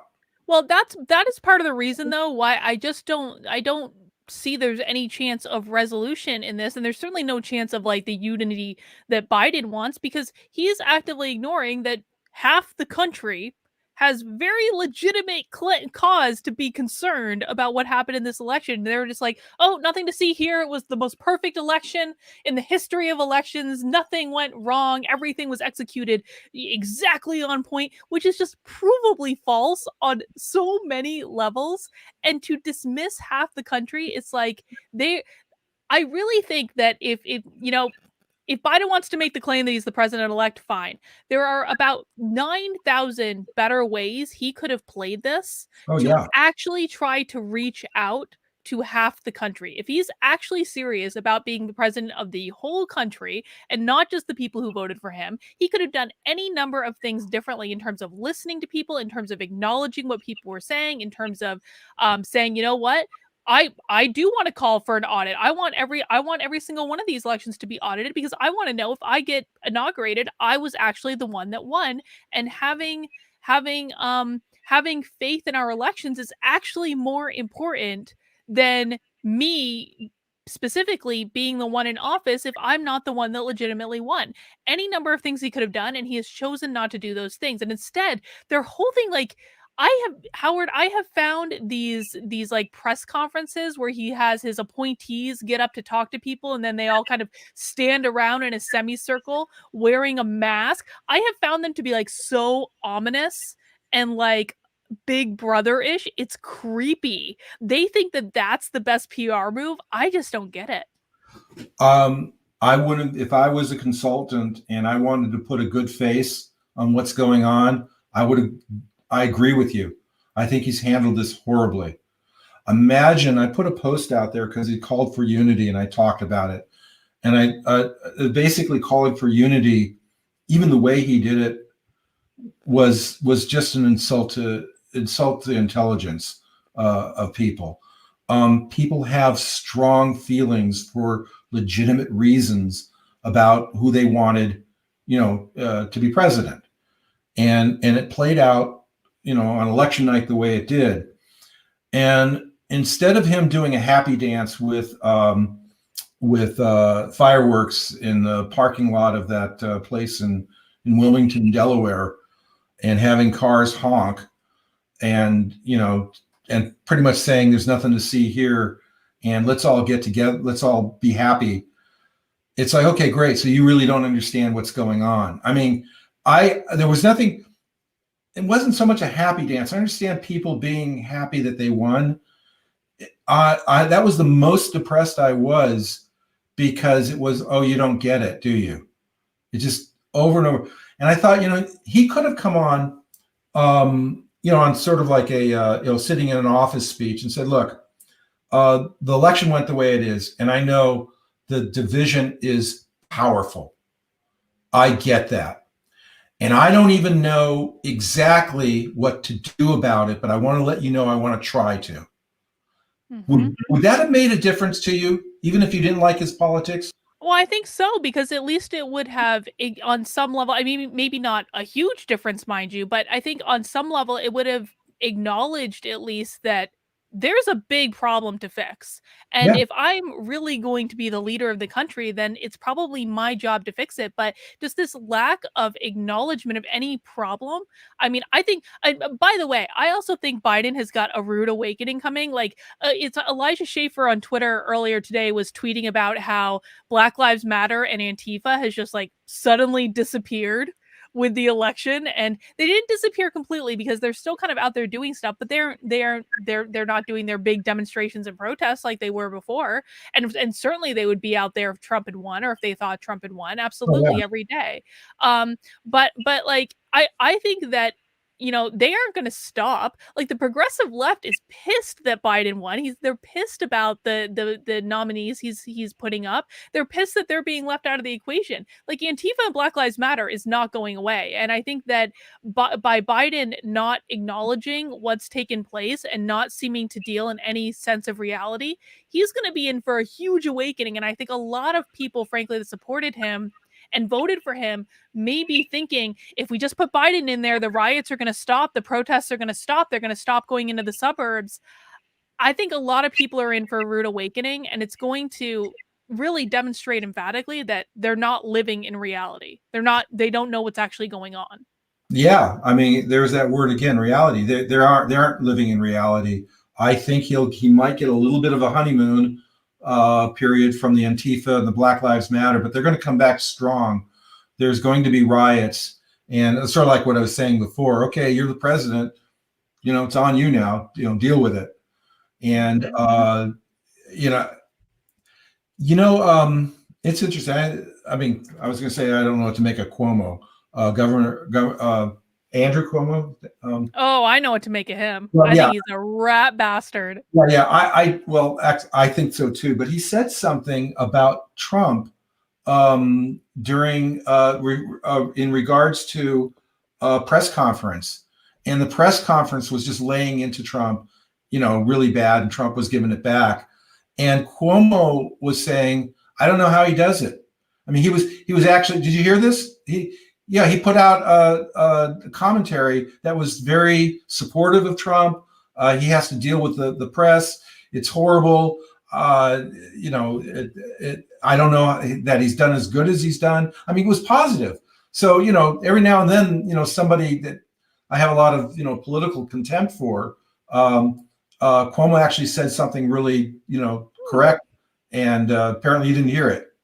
No, I didn't hear. When did this happen? It was about 2 weeks ago. And Oh. it was after a presser that Trump gave. And, how the journalists come after Trump with just, horrible questions, really disrespectful. And a day after that, Cuomo was very supportive and said, president shouldn't have to deal with that. Mm-hmm. It was very nice. Well, hey, man, a broken clock is right twice a day, I suppose. It can happen. It can happen. So I want to acknowledge this super chat from Return to Reason, Truman. I did a video comparing conflict resolution advice and marital counseling with how we do it or don't handle conflict resolution as a society, and there are dismal results. And guys, I just want to encourage everyone, go to Truman's channel, Return to Reason, subscribe to it. Truman is incredibly smart. I have learned so much from him. He's also in my locals community. I'm going to be bringing him on this channel. Yes, Truman, I owe you an email. I know I do. I'm going to be bringing him on this channel soon to have a chat. But Howard, like, one of the things, and maybe even it would be worth having a chat with you, me, and Truman, because I know you actually do a lot of marital counseling, right, Yeah. and conflict resolution. And Yeah. Truman's idea is like what he is thinking about is like, how do we take conflict resolution techniques that you might use in like marriage counseling and translate them into like the conflict that's going on in society right now? Do you have any thoughts about that? In terms of upping our discord to a positive place, I think that's our only hope right now. Mm-hmm. I don't know, in other words, America needs an intervention, and they need facilitators who can guide. The media is not a good facilitator. The media is nothing but troublemakers. The worst ones, of course. And so I agree with Truman that the model of marital counseling, relationship and interpersonal counseling is the way you go with it, because what it does is it breaks down basically, it's there to heighten effective communication. We don't have effective communication. We're horrible at it. And we have a lot of attacking. We have a lot of things we say. We have, we have a lot of demonization. That's what the goal is. The goal isn't to work the problem out. The goal is to point out how bad the other person is. And so marital counseling, of course, goes the opposite direction. Is it, values, a person, it respects that they have a point of view. It's interested in the point of view. It's in fact, it's even more interested if it disagrees with the point of view. I get heightened interest when something comes across and I go, that just doesn't jive with what I'm thinking. I want to know more about it. And the process, that's where you demonstrate openness, is that you want to know more about it. Okay. So it could be, I mean, an extreme example will never happen. If you could sit an Antifa person down and say, okay, you have a cause. How does this work exactly? You know, Mhm. what do we what do you want to promote and have happen? I want to see if they can articulate. All I know is they have a brick and they want to throw it through a window. That's all I know about Antifa. I don't know what they stand for. I know what I only see destruction. So, my before I walk away, I would say, so what's the end game here? And that's marital counseling is we need a healthy dose of intervention right now. Well, you know what? It's funny that you say that because this actually happened like many months ago. I forget exactly when, but I'll bring up Elijah Schaffer again because he's like one of those people that goes out and actually documents what's happening at the protests and the riots and things like that. And he actually on his channel several months ago interviewed someone from Antifa who he convinced to come on his channel and basically like talk about what they believe. And I thought that was a fascinating interview, but what makes this story so exceptionally great from my perspective is like a couple months after that interview, the person he interviewed was actually arrested in DC because he was one of the people that was organizing the people that were pulling down the statues. And so I was like, that's a great epilogue, Elijah. Well done. um, but I mean, I think the place maybe to kind of like wrap this up because we've been going for almost 2 hours now, which is about as long as anyone should go. Is in order for marital counseling to work or conflict resolution to work, I think that fundamental to the idea is that people have to want to resolve the conflict. If Yeah. they don't want to resolve the conflict, they can go through any amount of therapy that they want to, and it's just not going to work out. And what I'm seeing, and I'm seeing this really emphatically in the chat, and I've seen it with a lot of the people that I've interacted with, both online and frankly in person at the Stop the Steal stuff that I did in Atlanta a couple weeks ago. Like there is not a desire to want to solve the conflict on either side. I think that people I feel like the majority of people have dug their heels in and are just frankly not interested in listening. You kind of quickly said on both sides. You said there's not a desire to resolve the conflict. And you said on both sides. So do you Mhm. mean when you say on both sides, do you mean equally on both sides? Um, yeah, I think I do. I So mean, maybe not exactly equally, but I think relatively equally. yeah. Well, I mean, I asked that obviously because I wanted to know. I think that when there's sides again in conflict resolution, you can go all the way from the person you're working with is completely right and this one's completely wrong to this one's a little bit right, this one's a little bit wrong, all the way to 50-50. So there are varying levels and degrees of rightness and wrongness. Mhm. Okay. um I guess it's equitable to say that it's equal on both sides. The thing is, I'm not sure that's true. And in working in what? Well, I think it would have been different if Trump had won outright. I think it would be very different. I do. I think that if Trump had won outright, what I've seen on the left for the last year, not excuse me, what I've seen on the right in the last year is that they were much more open to listening to other sides, to bringing people into like this big tent as long as people could be reasonable, like that was what mattered. But as soon as the election happened, I mean, this is where the problems really started because as soon as it happened and as soon as it became clear that Biden might actually win and there was probably some scandalous stuff going on, what I saw was an immediate like really strong digging in of the heels on the right. And it's not only that I saw that they closed themselves off to any sort of resolution with the left, it's also that what I started seeing, and this is actually even more disturbing to me, people on the right and influencers on the right starting to say only this type of person can be on the right. We're not doing this Big Ten thing anymore. If you don't agree with these values, then you're not allowed over here. So it was even more than digging in their heels against the left. It was also even digging in their heels against this big tent idea that I thought was really compelling and was part of the reason that I got so involved in the first place. And Elisa here kind of emphasizes my point and says you can only be called a bigot so many times before you throw your hands in the air and say I can't communicate with these people. Like, I'm just seeing a total resistance to wanting to understand different perspectives, to wanting to have these conversations, and that to me is one of the most disturbing things that I've seen. Well, I'm not sure. I mean, she might be making your point. If you're being called a bigot, um, you know, what's your retort? It's like that's supposed to be a conversation stopper. There's not much you can do about that. The other thing that you were talking about, we're not going to be big tent anymore. We lost. Enough is enough. Mm-hmm. Whatever. One of the things I would be concerned with is anyone who presumes to speak for the whole group. So, what do you think about that? Like, somebody makes bold commentary like that. Do you think they represent accurately most of the people? I mean, they might. They might have taken a temperature and they speak very well of the group, or they might not. So, what do you think of that? No. Oh, I don't think they represent the whole group at all, but I think the problem is that there is no identity of the group right now. It's really, I mean, it depends on who you talk to what the identity of the group is. Yeah. And so no, do I think that those people are representative of it? Absolutely not. And certainly I would never let anyone tell me where I'm allowed to go or what I'm allowed to do. I'm always going to push back against that. But at the same time, I mean, these are influential people.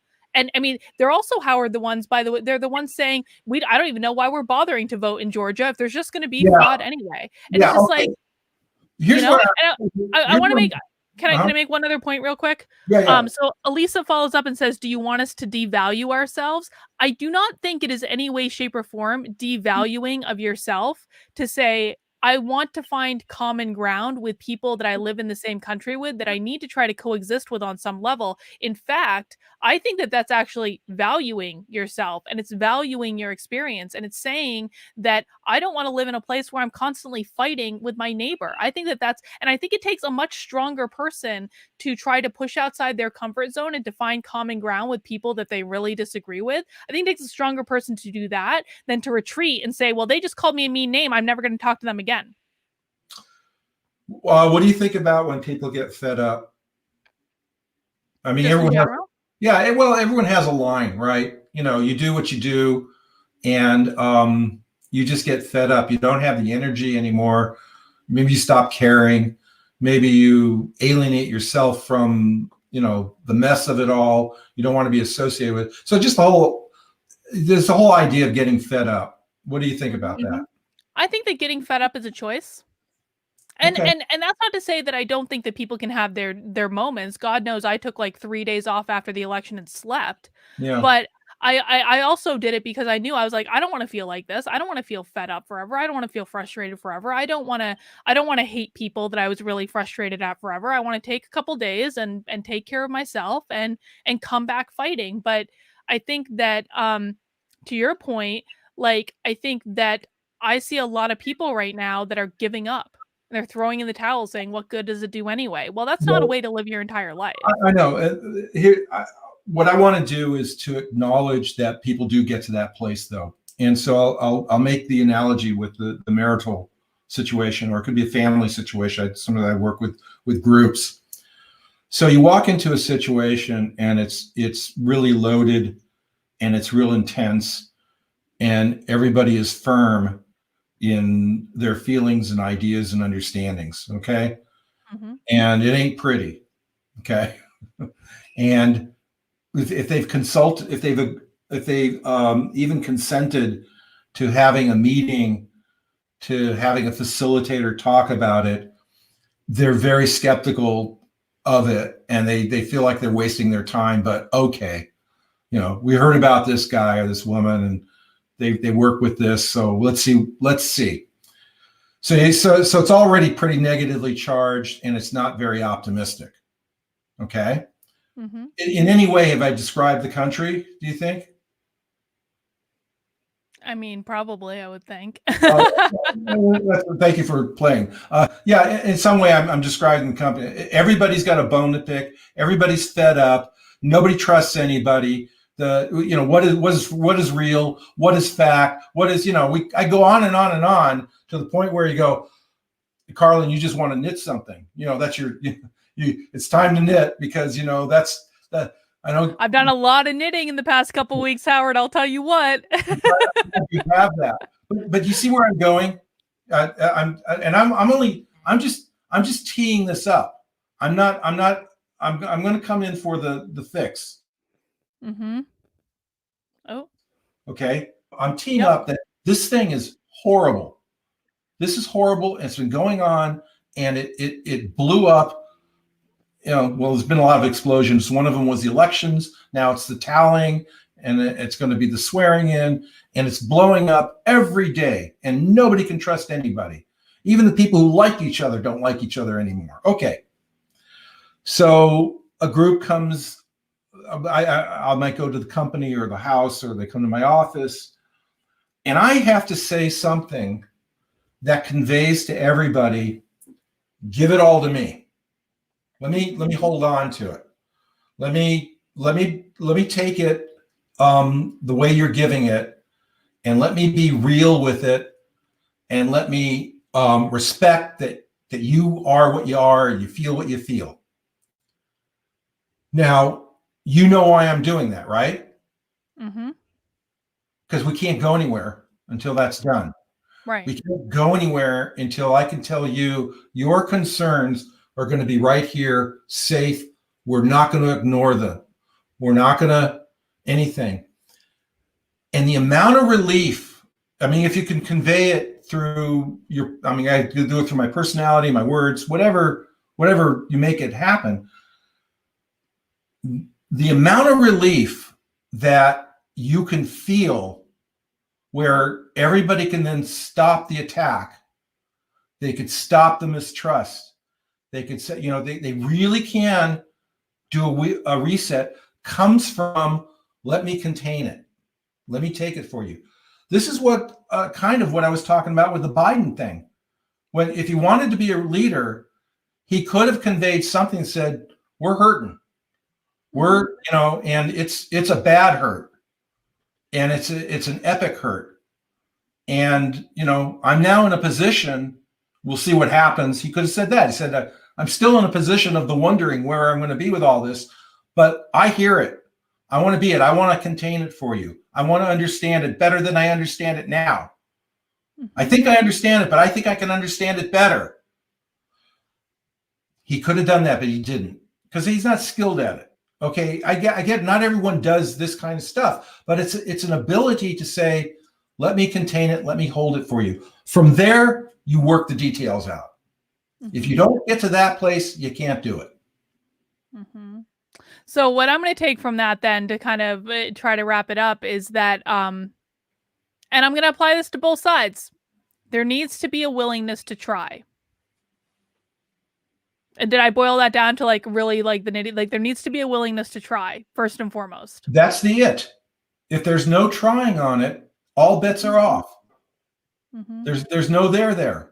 So yeah, I went on and I painted a picture, but you boil it down to there needs to be a willingness to try. And right now, there isn't enough of it. Yeah. For whatever reason. The reasons may be good reasons and maybe bad reasons, but there has to be a willingness to try. That should have been what the unity comment was. I want to unify to try, not unify to agree with my principles and all that. I want to have a cohesion that we all can try to figure this thing out, because we haven't figured it out yet. Mm-hmm. Mm-hmm. And acknowledging that there are legitimate concerns that the other side has. Yeah. That aren't just about racism or white supremacy or any of these things. There are very, very legitimate, valid concerns. And I'm gonna say that from the right to the left too. There are also very legitimate, valid concerns that the left has with the right.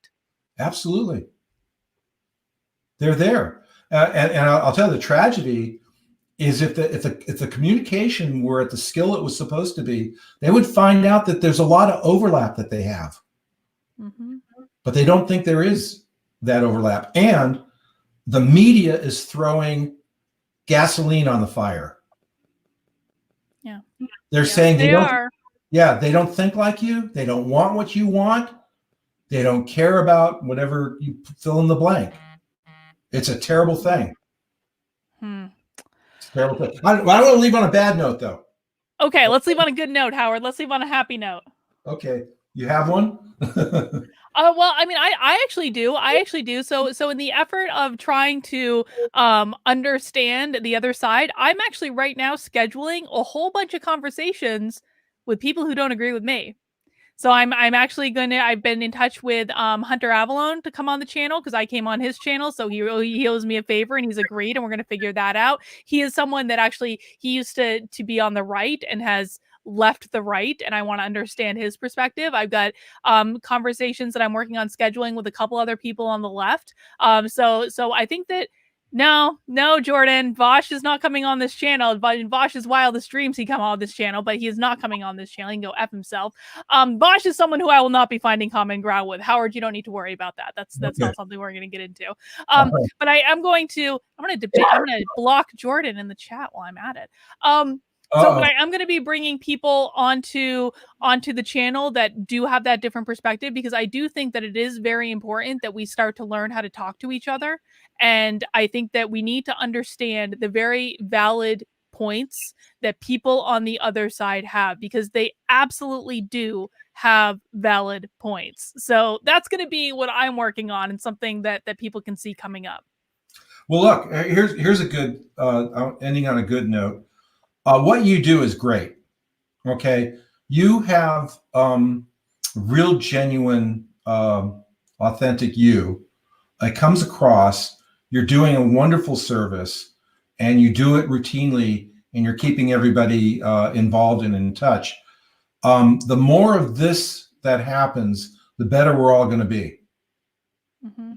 I think so too. I think we need to start seeing each other as human beings, Yeah. which is Now, not at all easy when we're all wearing masks all the time, but it's something we need to start doing. listen, you're a professional in terms of sorting where problems are and finding solutions and communication, all that.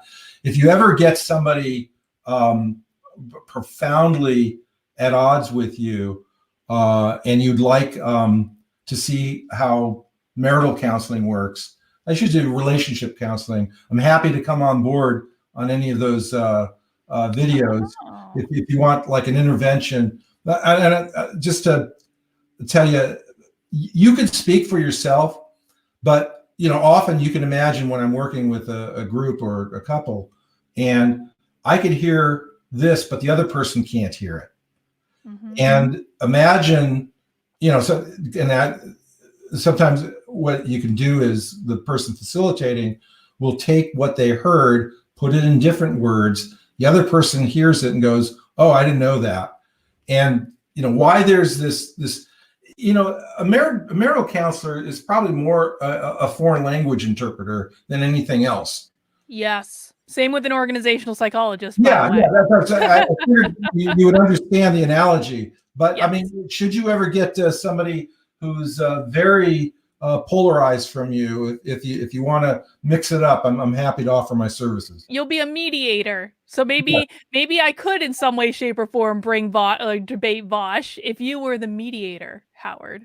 And you Well, stood between us and held me back from throwing something at him or swearing too much on the stream. you've just ignited my interest. No, you are not interested in Vosh. No one's interested in Vosh. Okay. Well, anyone else then? Okay. Well, we'll figure that out. But Howard, I want to wrap this up because I know we've been going for a minute, and frankly, I gotta get something to drink. But I want to thank you for coming back on again. This has been rather a dystopian talk. I'm not sure I feel good about it, but I think that it's necessary to have at this point, and I think we covered a lot of ground. And of course, this will not be the last time we have you on the channel, and so we'll just keep continuing the conversations.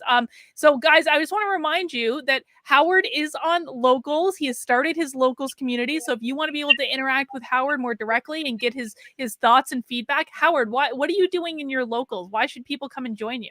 Well, I've just started. I've posted more than a few video posts, and I'm getting good response from it. I approach things sort of from a broad-based perspective, and then narrow it down to the specific. So I'm looking to create a community where we can have the kind of dialogue you and I have been talking about. Mm-hmm. Absolutely. So I want to encourage everyone to go and join Howard's locals because I know, I mean, Howard is a tremendous help, a tremendous resource for all of us who are thinking through these issues, and he's going to be able to help you more directly and give you lots of great insight there. And the information is right down below in the description. So hopefully, and I'm actually in Howard's locals as well, I should say. So hopefully, I'll be able to see some of you guys on there. But that's all we've got for this time. Howard, anything else you would like to add before we conclude? No, thanks for what you're doing. It's great. Keep it up. Cool. All right, everyone. Well, I'm scheduling a whole bunch of live streams. Please keep an eye on the channel for when that's happening. And I did see someone say to bring Joshua back on the channel. Joshua's on the channel every Tuesday night at 9:30, guys. So you can always catch us Tuesday nights, 9:30 p.m. And that it will be a standard thing moving forward. But thank you guys for coming out. Please smash that like button on your way out the door. I will be on Adam's show tomorrow. So you can tune in there to see me. I think it's 6:30 whenever he starts that show. In the meantime, take care, guys, and I'll see you soon.